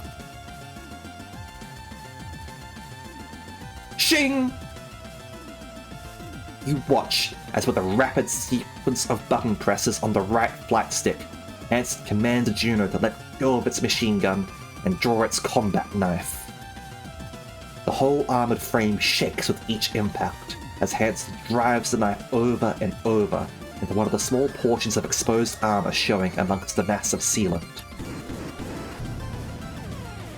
Your world becomes a cacophony of noise as the clash of the knife on the armored surface of the enemy machine, the screams of the Juno's engines as they struggle to counteract the other craft's thrust, and the various alarms and warnings all fill the cockpit.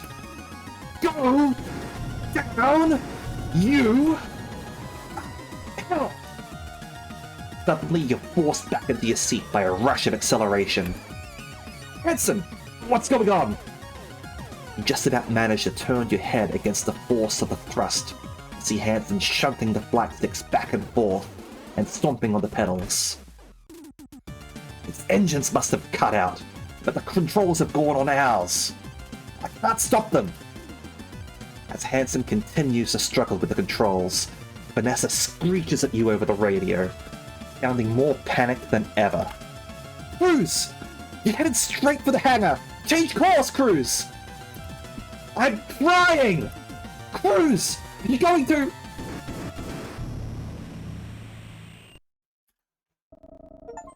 Oh boy. I got an achievement. Survivor returned from the O'Brien. April 23rd. Planetary calendar 214. Despite Ensign Cruz gaining an advantage against the unknown enemy craft that had attacked the JFS Gundog, a mechanical failure in the engines of his Juno 3 resulted in both the unidentified machine and the armored frame crashing into the ship's hangar. Lieutenant Denacia and Ensign Cruz were both quickly extracted from the armored frame and sent to the ship's sickbay. Upon being cleared for duty, Lieutenant Denacia is ordered to the hangar to help secure the enemy craft. Out of Jovian space, the hangar of the Jovian patrol ship, JFS Gundog.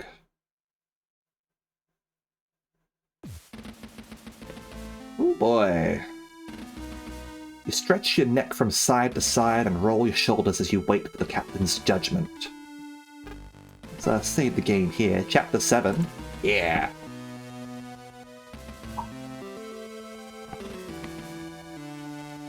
Dr. Dr. Rosarian had done his best for the neck injury he'd acquired during Hansen's less-than-textbook landing, but the captain had been insistent that her sole security officer return to duty immediately.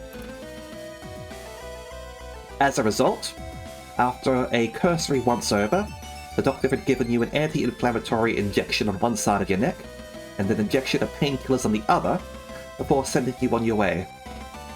Yep. I see it, Ada. Thank you for letting me know.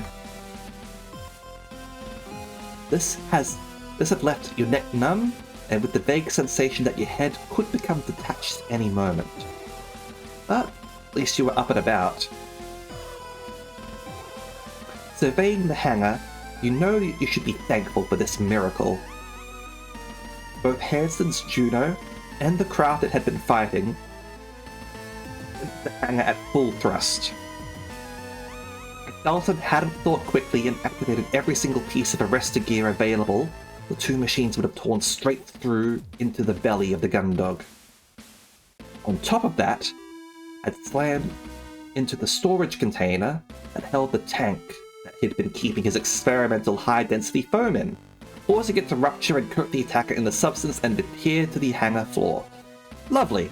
Alright, so we're going on break now, so we will be right back, and in a few minutes, so use this chance to go to the toilet, grab a drink, whatever you may need. Alright, see you soon.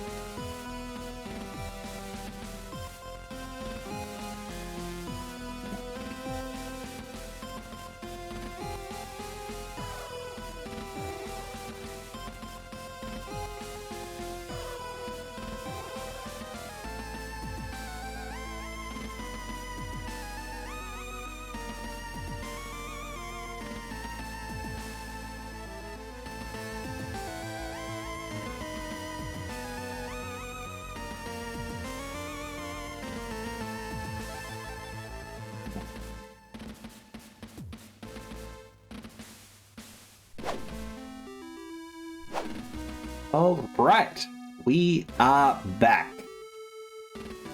Let's find out what's going on with this machine.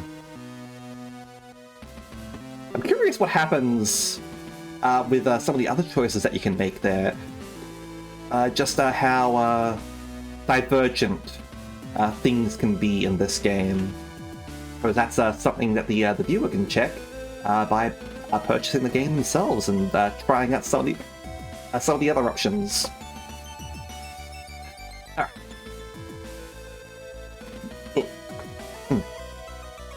With the machine stuck in place, it didn't take long for the Juno's engines to burn out as it pushed against the immovable object. You make a mental note to give Dalton your thanks later. Not only had the rounds loaded with the substance worked perfectly, it had saved you, Hansen, and possibly the entire ship. What this did mean, though, was that the mysterious assailant which had torn the O'Brien to pieces, and nearly done the same to the Gundog, was stuck, irremovably for the time being, right in the middle of the hangar. It had shown no activity since it went dead just outside the Gundog, but having one of those eye-like cameras exposed didn't leave you... Is this... craft secured, Lieutenant? Oh, yes, ma'am. To be honest, Cadet Granger's foam has done most of the work for us. With the amount of that stuff it's covered with, I don't see it making a move anytime soon. Even the tethers we used aren't really necessary. When we get back to Europa Colony, it'll probably be easier to remove the entire hangar block to get to this thing rather than carve it out. Is that so? Yes, ma'am. You wait for a moment as the captain allows your response to her rhetorical question to hang in the air. As far as capturing enemy technology goes, this could have certainly gone more smoothly. You feel a retort forming about how indestructible enemies with never before seen weapons bursting out of allied ships isn't something that you get trained for as a security officer, but swallow it. It's been a long day, and it seems to only be getting longer. Better save your energy for something worthwhile. Regardless, you've all done good work today. Lieutenant Denacia, Cadet Grange. Oh, ma'am! Yes, thank you! Dalton, who'd been lurking at your side like a nervous shadow this entire time, squeaks, the unexpected compliment taking him completely by surprise. I mean, that is, if the container hadn't been in that area, then we wouldn't have lost so much hangar space, and I'm sorry that... You swiftly but gently elbow the cadet in his side. Which is, thank you, ma'am! Very good, cadet. Well then. The captain once again leaves a sentence to trail off, half-formed. Whereas this manner of speech had previously left you disconcerted, with its indication that there was something the captain was holding back, you found yourself no longer bothered by it. Whether this was because you were used to it or simply too tired to be perturbed was a matter you hadn't quite decided on. Dalton, on the other hand, was still clearly terrified by the concept of being in such close proximity to the captain, to the point where his nervousness was palpable. You mean his nervousness isn't palpable before? If it wasn't for the rustling of his jumpsuit caused by his nervous fidgeting, you felt that there was a good chance you'd be able to hear his heartbeat racing. Has the chief... Has the chief... finished my assessment of the craft, Captain. With an amount of grace that surprises you, the chief, having appeared from underneath the catwalk, grabs onto the handrail and effortlessly redirects her momentum, planting her feet firmly on the walkway you've all stood on. Thank you, Chief Cathays. And your assessment? Hard to say. Never seen anything like it. General structure's totally different from the humanoid construction you'd see on an AF. Whatever materials this thing is made of don't line up with what we see on Martian or Terran machines. Even the samples of that titanium they make on Luna didn't have the kind of durability this thing showed. Based on the combat data from Cruise AF, even that had been torn apart. Plus, no indication of a traditional drive system, which... Your security assessment, Chief Cathays. You stiffen as a wave of realization hits you, causing a painful twinge in your neck. As soon as you'd got out of the sickbay, the captain had ordered you to secure the craft. In your current state, still running on leftover adrenaline and recently dosed up on medication, you'd follow that order to the letter, completely forgetting about assessing any potential risks. Right. Yes, Captain. There's no signs to indicate this craft is active anymore. No measurable electronic activity. No readings that suggest an active reactor. Looks like the whole thing has been totally shut down. Only reading that showed anything was a boson count. It's surrounded by a massive amount of residual distortion. No idea why, though. You'd need a whole engine to put out the amount I'm registering around it. As far as I can tell, Captain, whatever this thing might be, it's not doing anything anytime soon. I see. And the pilot? If there's anyone in there, they aren't getting out. I've checked over all the visible portions of its structure. There's no trace of a cockpit hatch or entry panel. But how strong Cadet Granger's compound is, there's no way they'd be able to break through. You must have gone pretty heavy on the cyanoacrylates, huh, Cadet? The Chief asks with a wink. Yes, ma'am. Sorry, ma'am. It's a good thing, Cadet. You hadn't, this thing might have been able to tear its way out and continue its rampage around the ship's insides. Best way I can put it, Captain, I hope they've got enough oxygen and emergency rations in there to last them until we get back to Europa, because we aren't getting them out. And you, Lieutenant? You'd hoped that the Chief's explanation would suffice, but the Captain had turned her attention to you expectantly. Oh.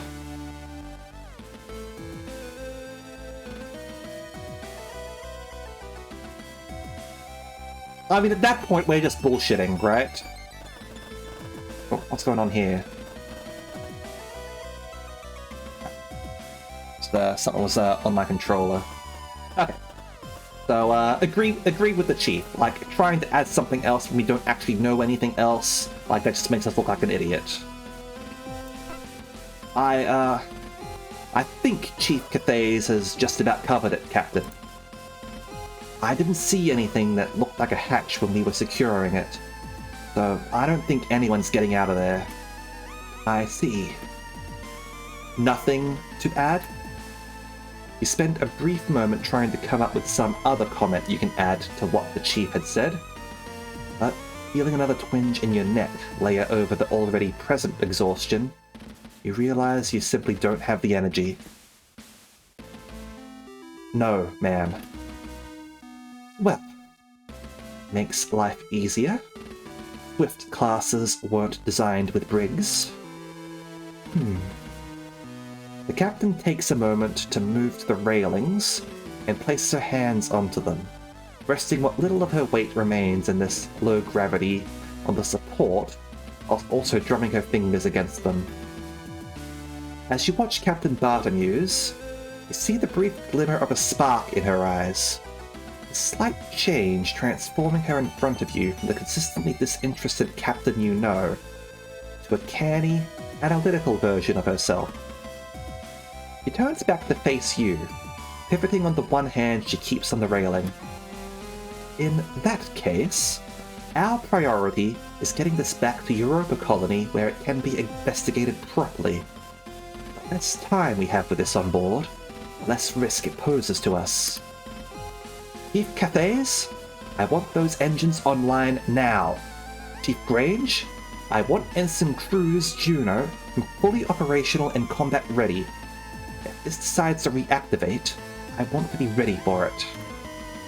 Lieutenant Denacia, I want you on active patrol until Ensign Cruz is out of sickbay.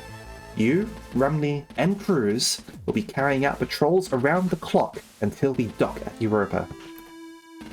This thing has shown itself to be full of surprises. Just because we can't see a way for the pilot to get out, doesn't mean there isn't one. Carry out a normal patrol, and then report back to me. I'll be in my quarters writing this up. Understood? The three of you snap to attention and throw a salute in perfect synchronization. Even the chronically fidgety Dalton maintains a perfectly still, professional countenance. Yes, ma'am. Yes, ma'am. Yes, ma'am. Very good. Dismissed. With a shove against the railing, Captain launches herself towards the hangar entrance, and the three of you drop your stiff postures as soon as she's out of sight. Hell of a day, huh, Lieutenant? You roll your shoulders once again, trying to get rid of the stiffness that's working its way back into your neck. Yeah, that's putting it mildly. As you think back over the day, it feels like it's been a week long with everything that has happened. Feels like you hadn't slept for that long either. Or not wrong, Chief. As you look back to the enemy craft, you can't help but feel like its exposed camera lens is pointing straight at you. Swallowing nervously, you turn away. The unwavering mechanical glare fills you with a sense of dread. So, what do you think? Is it really out of action? Like I told the captain, as far as I can tell, this thing isn't going anywhere soon. Still, doesn't mean that I want to hang around with it glued to the inside of my hangar. The sooner we get back to Europa, the better. And to do that, I need to get the Gundog's engines up and running. So I'm going to head back to the engine room. We've all got jobs to do. No time to stand around chatting if we want to get our unexpected passenger back to Europa Colony. Cadet? Chief! Main thruster module on Cruise Juno is completely fried. Don't bother trying to salvage it. Gonna need a wholesale replacement. Understood? Yes, Chief! Alright then. Both of you, get to it. With that, the Chief launches herself off a nearby railing and towards the hangar entrance. Much like you had with the captain earlier, you watch as she disappears, relaxing slightly once she's out of sight. As you look around your surroundings, you see that Dalton has already made his way towards Hansen's Juno, leaving you alone. You kick off the catwalk and begin to gently drift towards the hangar exit, taking one last look back at the hangar before you leave. Aside from the sounds of Dalton's exploratory tinkering on Hansen's Juno and the background hum of various air handling systems, the hangar was effectively silent. This made the sight of the previously hostile machine lifelessly positioned right in the middle of it all the stranger. Still, the Chief seemed adamant that there was no chance it was getting to go anywhere, and looking at it now, you had no reason not to believe her. Time for patrol then. Alright. So, hangar, fire control, and engineering. We can do that.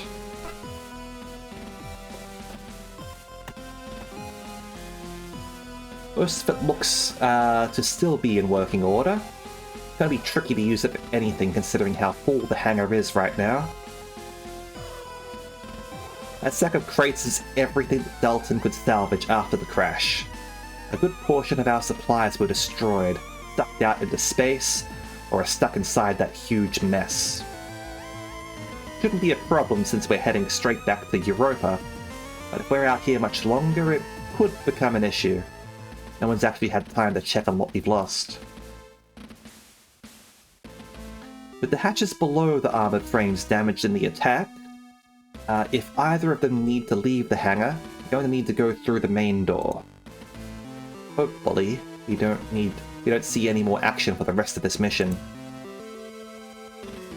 Despite everything, both Junos are actually in pretty good condition. Ignoring the burned out engines on Hansen's at least. Thanks to Dalton triggering the arrestor gear at the right time, Hansen's Juno was caught before it could get covered in the foam. That's good. Alright.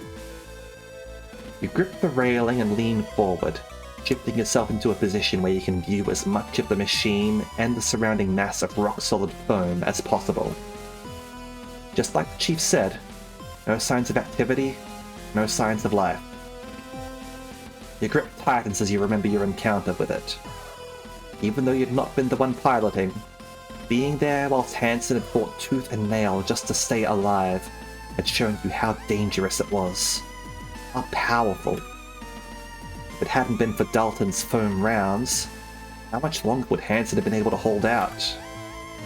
The fact that it had been almost unstoppable until suddenly deactivating, it started to nag at you as you stared at it. Had it really been stopped? Or was there something else going on? I don't trust it, that's for sure. That thing's gonna... I don't trust it! The risk of me damaging these machines is high enough at the best of times. Now's really not a good time for me to try to learn how to use them. If circumstances were different, I'd take the chance to do an inventory and figure out what we lost and what we've got left. But with the current situation, we've got other things to focus on. If I use this right now, I'd send myself and Dalton flying out into space. I think I'll leave it alone. Launch hatches out of commission, the only way to get the armored frames out of the hangar is opening the main door, which would depressurize the entire area. Not that I've got a reason to use them right now. Thank God. Vault over the railing and kick off gently towards the strange machine, taking in every visible detail as you slowly float over it. Grabbing onto a protrusion from the mass of foam, you redirect yourself, continuing to inspect the machine from a different perspective. You calmly and methodically repeat this process a few times more before returning to the catwalk near the hangar entrance. Like the chief said, no sign of any sort of hatch or cockpit. This thing may be powerful, but there's no way a pilot would be able to break through all of this. I mean, if I had to guess, it's automated. Also, like, let's put some foam on the camera.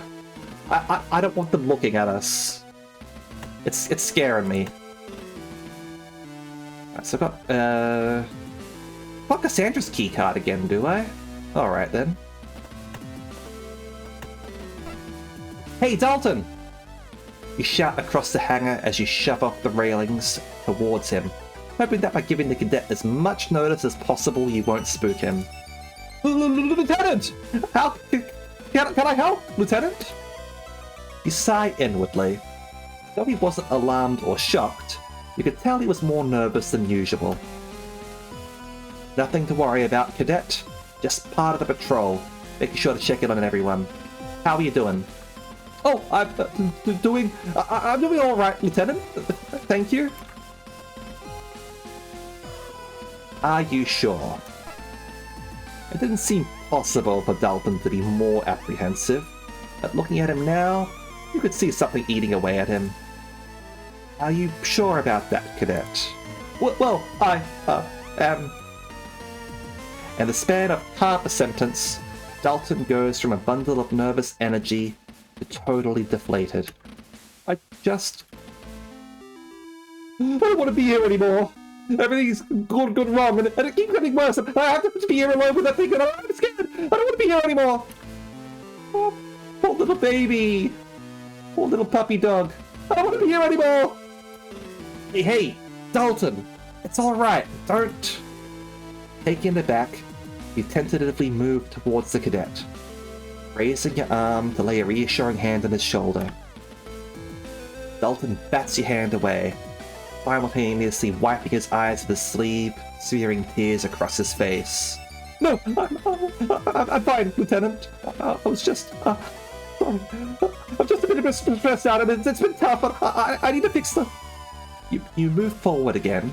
Now, before you can reach him, he spins, preparing to kick off the Juno towards the crates on the other side of the hangar. Grab him. Anchoring yourself with one hand, you reach out with the other, grabbing the back of his jumpsuit a second before it can get away. No, Lieutenant! I gotta go and do the... I gotta... You strain for a moment against the force of his momentum. You grip hold and you draw him back to you. Lieutenant! Lieutenant, I just... Dalton, it's all right. Having done nothing to stop himself, the force of you pulling Dalton back leaves him to slowly float into your chest. It's gonna be okay.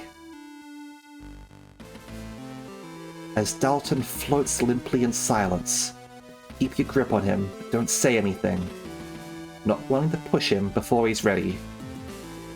I'm sorry about that, Lieutenant.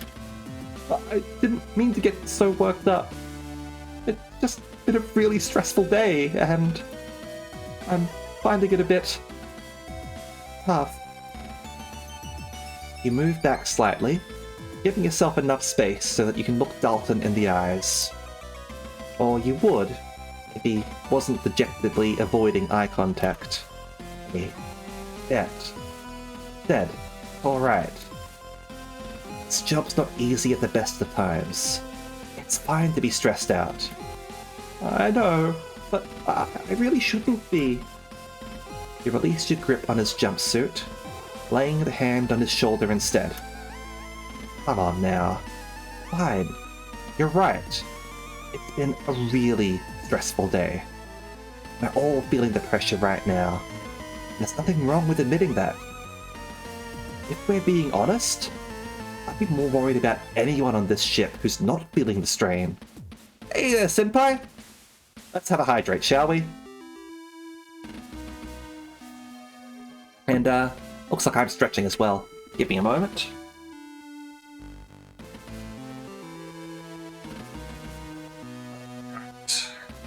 Go!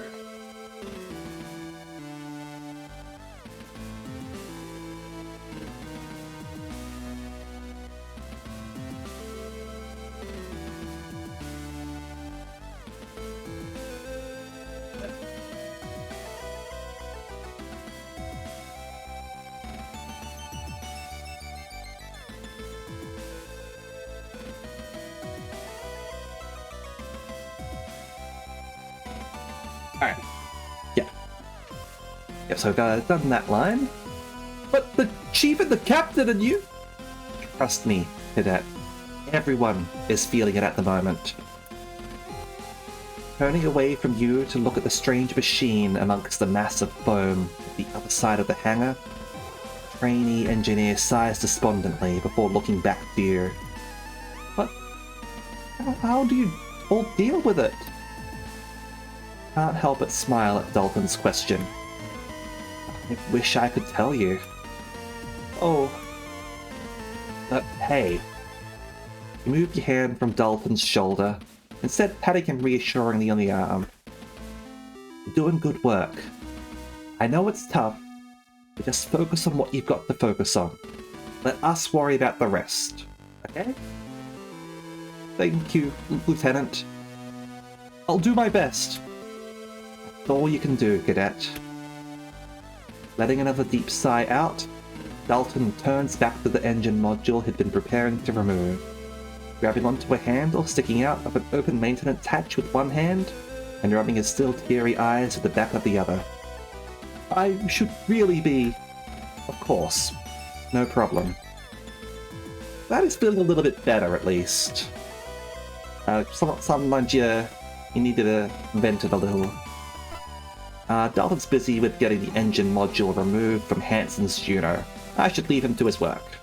Poor kid. Alright, so let's head out. And... you know what? First things first, mess hall. Before you even head into the mess hall, the aroma of machine-made coffee and pancakes wafts down the four-side thoroughfare, and your stomach growls audibly. You hadn't realized how hungry you were until now, but with the scent of rich food in the air, your body begins to let you know in no uncertain terms that you are ravenous. As you step inside, you see Ensign Rumney leaning back lazily in their chair, slowly picking their way through a stack of syrup-covered pancakes, fork in one hand, cup of coffee in the other. They acknowledge you by looking over to the doorway and raising their cup of coffee slightly before returning to their meal. Before you can say anything, your stomach growls loudly again.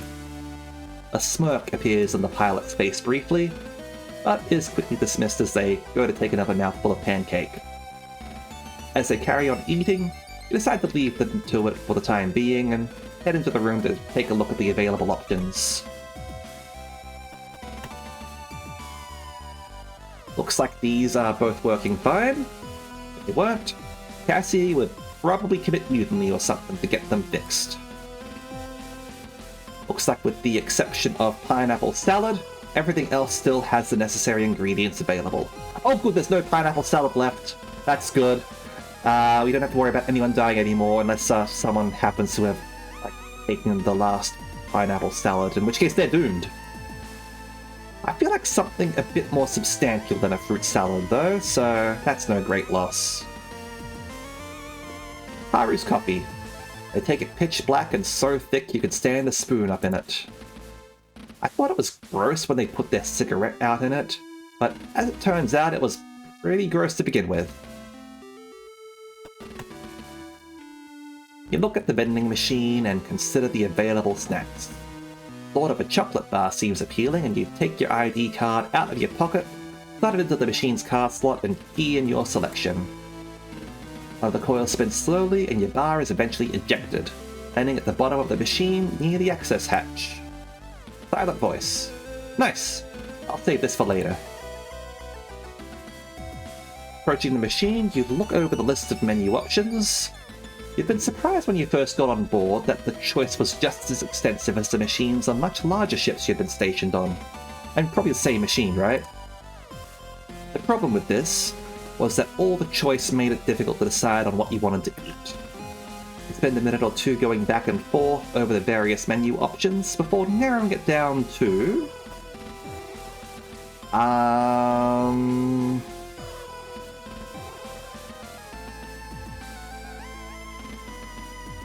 mean, if we're doing pineapple salad, then we also gotta have a hamburger, right? A hamburger. Order a hamburger from the vending machine. Just a pile of hamburger is the achievement for that. Oh man. The game knows what I was thinking. You press a button to select a classic hamburger and follow up by choosing some specifics. To those who don't know, the pineapple salad is a reference to Macross, and the hamburger is a reference to Gundam War in the Pocket. Absolutely pickles. After you input the final option, you hear the machine whir into life as it produces a cacophony of muffled noises. After a few minutes, the hatch opens and a surprisingly well-presented hamburger slides out onto a plate. Once you remove it from the machine, you head to the table and sit down away from Haru, assuming that their lack of conversation is a choice that they'd like you to respect. Your stomach is almost roaring as you take your first bite. Despite having come from a machine and being made from entirely synthetic ingredients, the bun is fluffy, and the meat of the burger is juicy. You and Haru continue your meal together in silence. Due to your hunger, you wolf down your burger in the time it takes Haru to pick their way through half a pancake. Satisfied, you stand up and return the plate to the meal vendor. A feeling of contentedness spreads through you, taking the edge off your exhaustion. Excellent. Haru's drinking that right now. It'd be pretty weird if I decided to take a swig. Absolutely it would. I've just eaten, so I don't really need anything else right now. I'll have a chat with Haru though. Although Haru was keeping to themselves right now, you felt that with things the way they were on board the ship, it'd be good to check in with everyone. You pull up a seat next to the pilot, who gives you a flicker of recognition before continuing to slowly pick at their pancakes. Ensign Rumney, how are you doing? Probably better than you after that landing, Naisha. Didn't think I'd be seeing you out of the sick bay so soon. Yeah, well, I was lucky that... So, is Hansen out too? Oh, excuse me, is Hansen out too? Oh, no, he's still being seen by the doctor. When I left, he was taking him into the surgery wing. Something about artificial ossification? Damn! Can't he he manage to go and break something that seriously whilst you're up and about without a scratch? Well, next time you see him, make sure you give him the thanks he deserves for getting you out of that situation alive. If it weren't for his piloting, this whole ship would be space dust right now. I mean, yeah, he did a good job. You roll your eyes and cross your arms. You know they're not wrong, but the thought of actively thanking Hansen for something... Yeah, I'll let him know. Haru returns their attention to their pancakes, continuing the meal, only interrupting the occasional sip of coffee. You sit there for a little bit longer, but as the silence drags on, you decide you've probably got as much conversation out of Haru as you're going to, so you push your chair back and stand up. As you go to walk away, you hear the sound of Haru's chair as it scoots along the floor, causing you to turn back. I'm serious, Lieutenant. Make sure you tell him. You look at Haru for a moment, then mentally shrug as you turn away again. I heard you the first time, Ensign. Don't worry. I'll genuinely thank Hansen when I see him. Okay, so... Yeah, okay. So I've got a silent voice. Excellent. Let's move out of here. And what are our tasks? Fire control and engineering. Well, fire control's over here, so...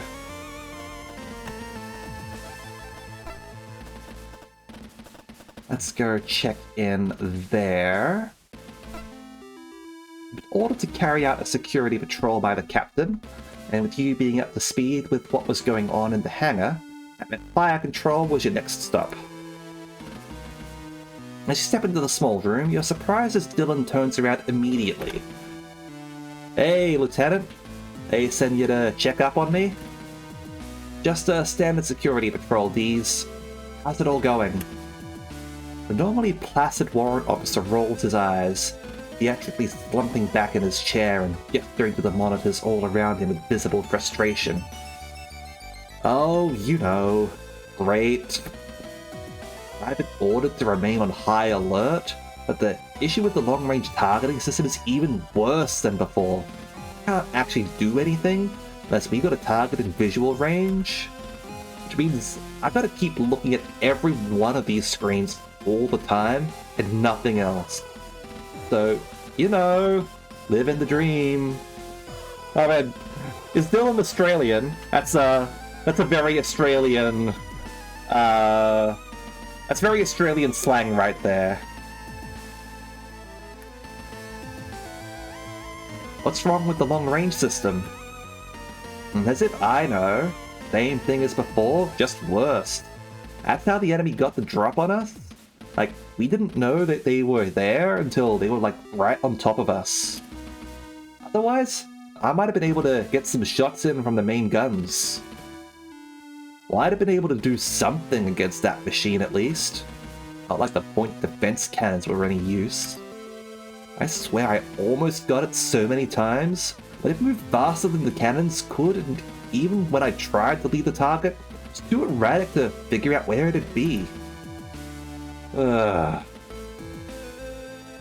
With a groan, Dylan slides further into his chair and kicks off the floor, setting the chair spinning in a slow circle. As he rotates, he glances over all of the monitors before turning back to you. But yeah. Anyway, the long-range targeting system's almost completely useless right now. Been fuzzy since this morning, but it got way worse when that thing showed up. I tried to ask the chief to take a look at it, but she's still busy with the engines and everything else going on, so, like... He looks over the top of his glasses at you and shrugs. It is what it is, you know?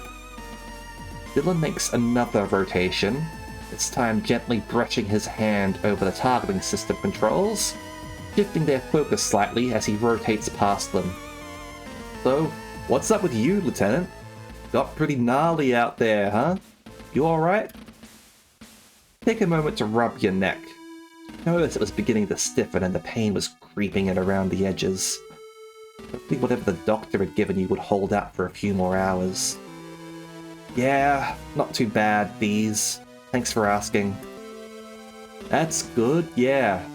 I could see Hansen's Juno through the cameras. Pulled some pretty sick maneuvers. He must have been really hanging on in there. You think back to how you'd been thrown around the cockpit by some of Hansen's stunts. The experience of clinging on to the temporary passenger seat wasn't one you wanted to relive soon. You're not wrong. Things got pretty wild out there. I'm just glad we got it. I'm just glad we made it back in one piece. Yeah, I'm, sorry I couldn't do more to help you out with the Gundog's weapons, you know? Just everything was, like, way too slow.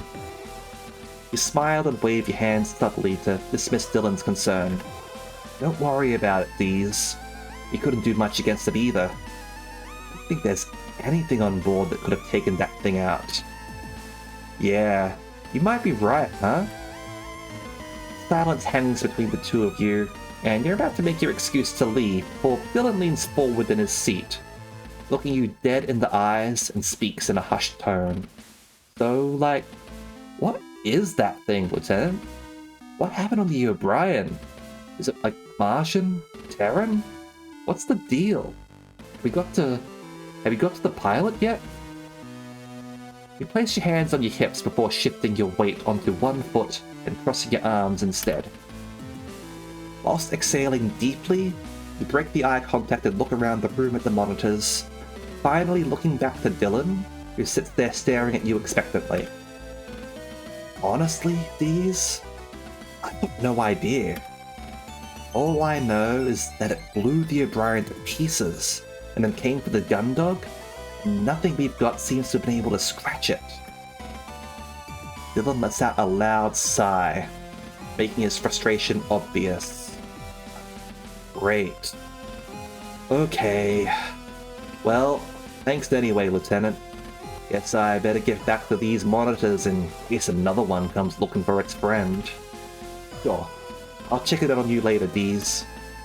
With that, Dylan turns back to the walls of monitors, and you watch him begin to idly prod the controls, adjusting and shifting views on some screens and altering the focus on others. Alright, let's look around.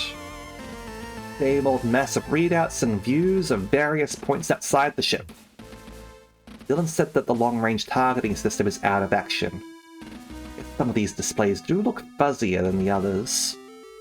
I mean, it's clearly emitting Minovsky particles or something like that. Same old mass of monitors. Yeah, fuzzy. There's so many different controls for so many different weapons. Dylan must have really had his hands full here during the fight. But watching him switch between all of those point defense system controls is really something to watch. Yeah, okay. Normally I'd ask the Chief to prioritize getting that long-range system back online, but she's already got her hands full, so it can wait until the engines are back online. Looking over the control panels, you can see that the majority of the targeting systems are operated by a series of rollerball inputs and buttons. Attention had been caught over the last few security checks by one of these balls being replaced by an 8-ball from the pool table, but you never thought much about it until now.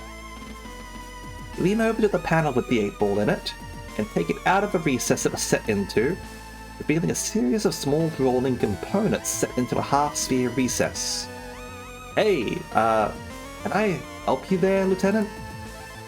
Look at the 8-ball for a few seconds before looking at Dylan and turning your hand to show him the ball. What's the deal with the 8-ball, Dees? Oh, that thing? That's my lucky 8-ball. I'm actually pretty good at pool. Back before I was in the JCF, I used to make my living that way. Hustling in pool halls, occasional tournament with a cash prize, that kind of thing. I took this ball from the table at the first tournament I won. Kept it with me ever since. guess it's just good luck it's the exact same size as the rollerballs the manual targeting system uses. Inspect the ball one more time, rolling it over in your hand.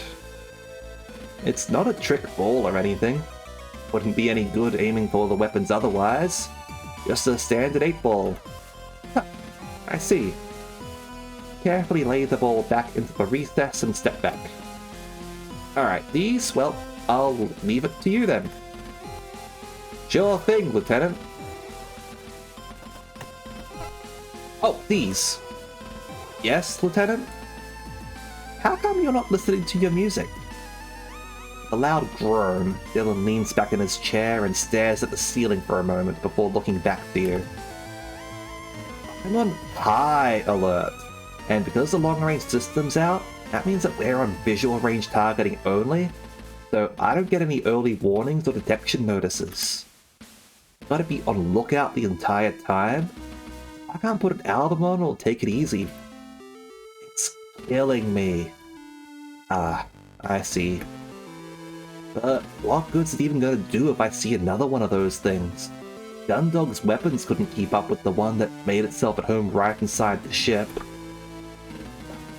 I mean, do we even know it's out of commission for real? You grit your teeth.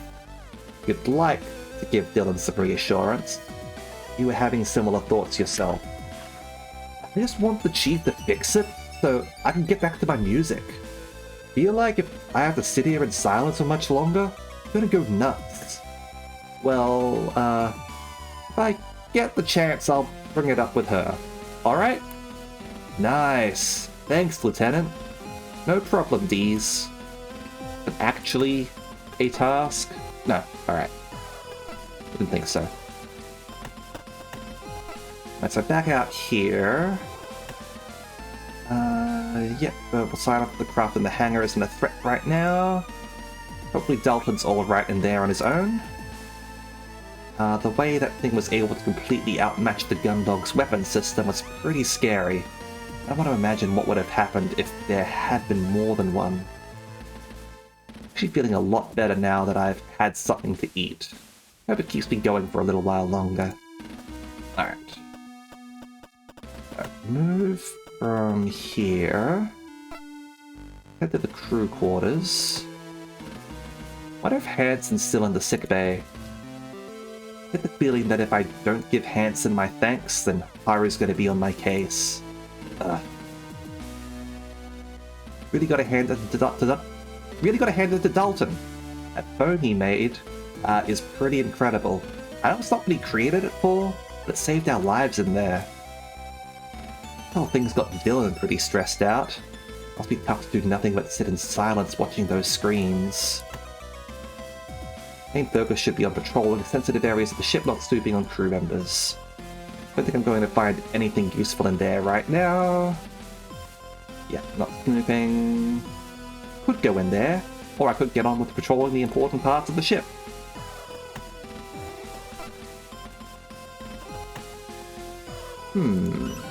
Quickly cycle through the various systems on your terminal, checking that everything's working as normal. As far as you can tell, it is. That is until you enter your credentials to check your electronic mail. Jeez, what's going on? You try selecting various functions, but nothing responds. In a panic, you mash the keyboard, but nothing works. Then, as unexpectedly as it had started, the noise ends. What was that all about? Make a few more experimental choices and everything seems to be working as normal again. Well, guess that's something to ask the chief about. Alright. No point in getting changed into a fresh uniform right now. Maybe just a few seconds of sitting down. No! Come on, I've got a patrol to finish. My quarters light switch, should I use it? No. No real need, I guess. Let's not pass out, that would be bad, probably.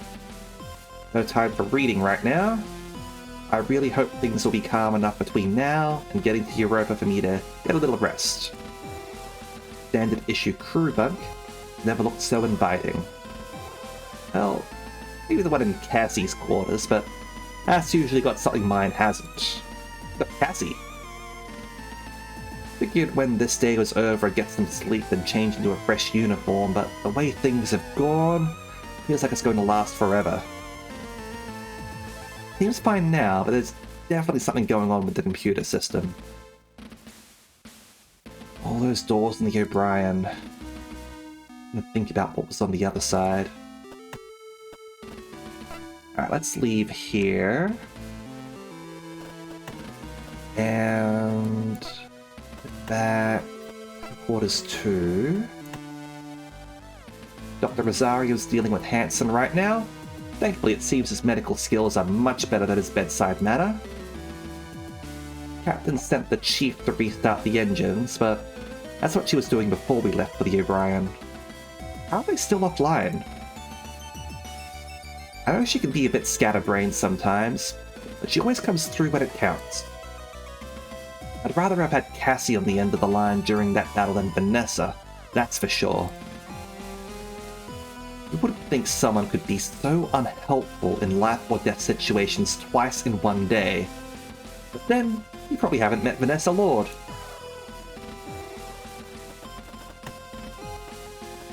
Is Cassie in here? After you input the passcode to Cassie's quarters into the terminal outside of her quarters, the door slides open smoothly and you step inside. Quickly glance around the room, you see that Cassie isn't here, meaning she is still likely in the sickbay. Alright. Look across the terminal and notice that underneath everything it's active. That's weird. Cassie's not been discharged from the sickbay. She couldn't have come here to access the terminal. Besides, no one else aside from the captain and me have access to her quarters. Hey Meta, how you going? I think we should check. When you take a closer look, you can see that both her emails and personal logs are open. Why would these be open? With a few command inputs on the keyboard, you close down the active session and shut the terminal down.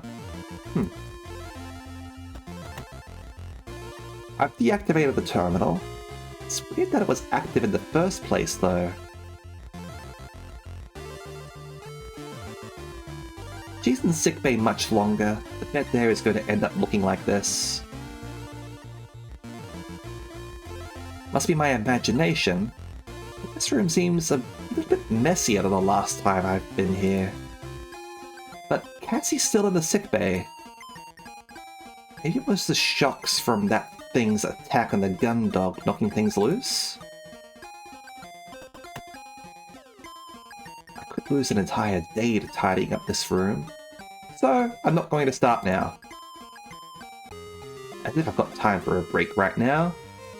Poke you now that the LOL games are done. Hope they went well. Besides, next time I'm in this bed, I want Cassie to be in it too. Ooh la la. Alright, move to the crew quarters. I go to the captain's quarters. You approach the captain's door with a sense of trepidation. You haven't finished your patrol, but for some reason you find yourself drawn to her quarters. Not entirely sure why you've come here. Maybe, despite everything you know about the captain, you're looking for a figure of authority to reassure you about the Gundog situation. Though you have your doubts, the captain's laconic ways and swift decisions give you the impression that there's more capability to her than she's letting on. Maybe you've come here to talk with the captain to reassure yourself that that's the case. As you consider your intentions, you reach out and knock briskly on the door.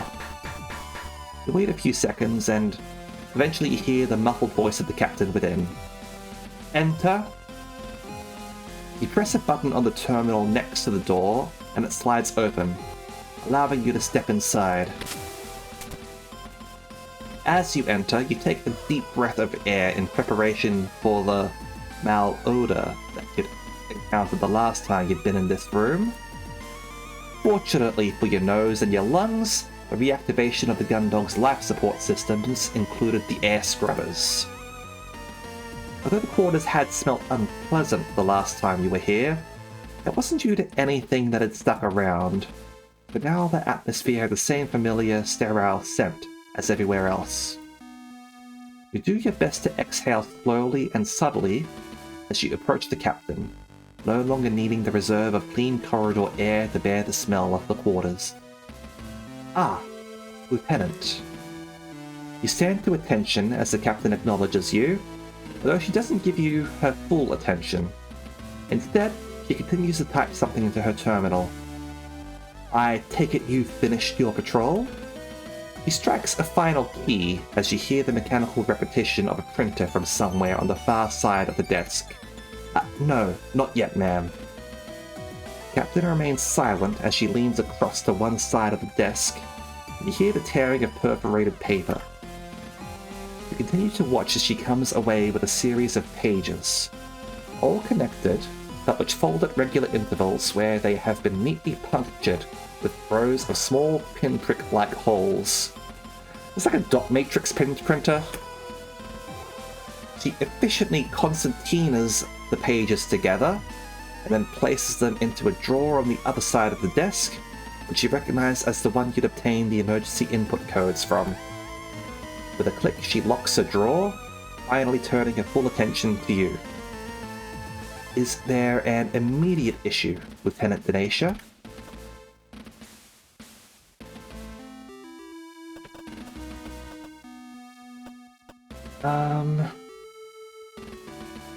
What do you make of that craft? I know we've just discussed it in the hangar. What do you make of that craft? Do you think it's Terran or Martian or... I can't say anything about that machine for certain, Lieutenant. You feel yourself deflate slightly. It appears your desire for clarity, answers, or reassurance would go unsatisfied. Beyond what we know about it from our engagement and what you and Chief Engineer Cathays have been able to advise, I have no additional information that might elucidate the matter. To be frank, my main concern is not what that thing is, where it came from, or why it's here, simply how quickly we can get it to Europa Colony and out of the hangar. I'm sure you're of the same mind as me on this, Lieutenant. Yes, ma'am. Very good. Is there anything else I can help you with? What happened on the O'Brien?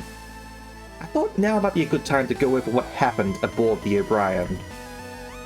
Is there something you forgot to tell me during the earlier debriefing, Lieutenant?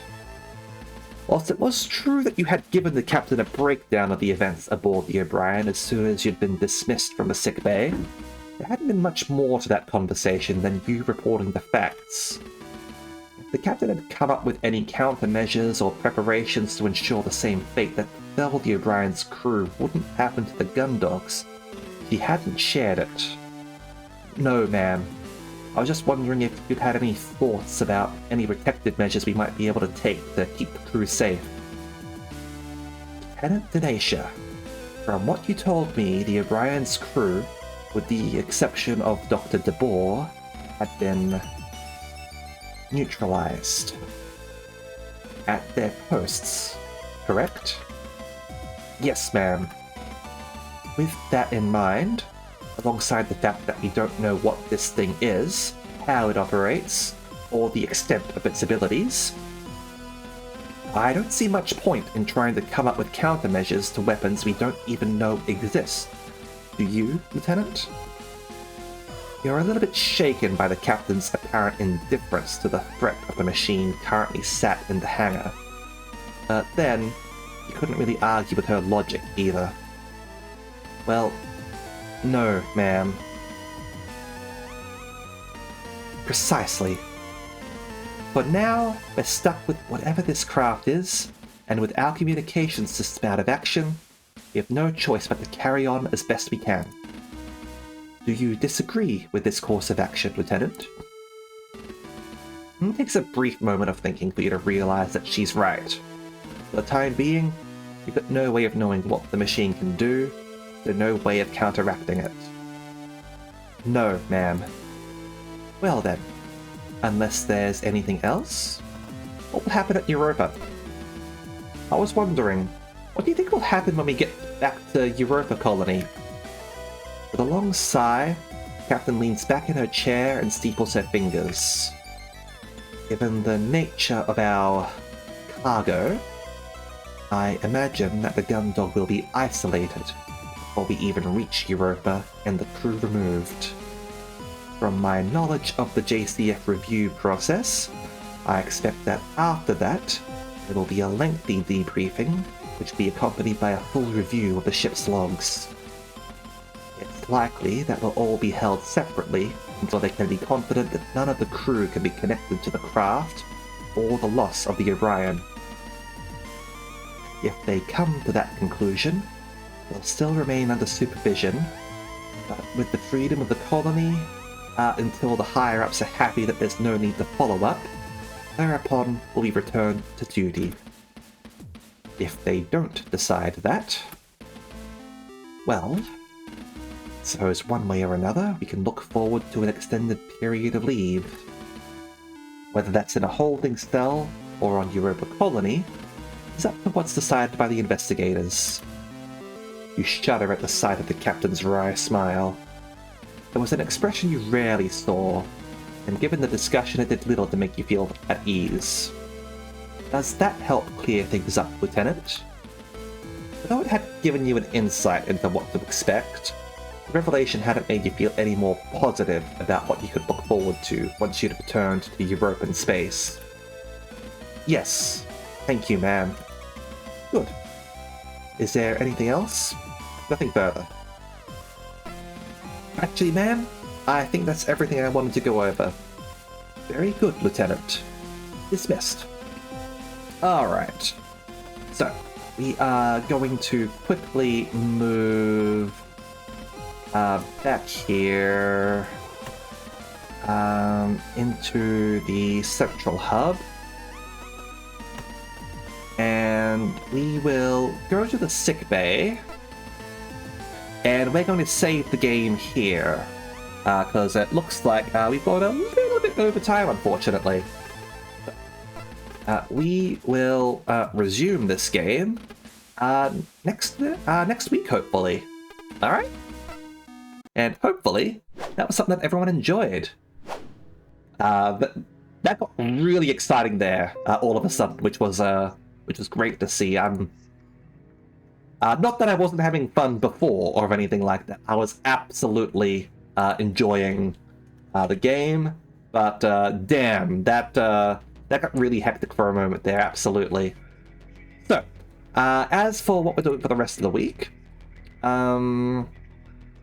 on Saturday, we're going to be playing some Super Robot Wars X, so look forward to that one.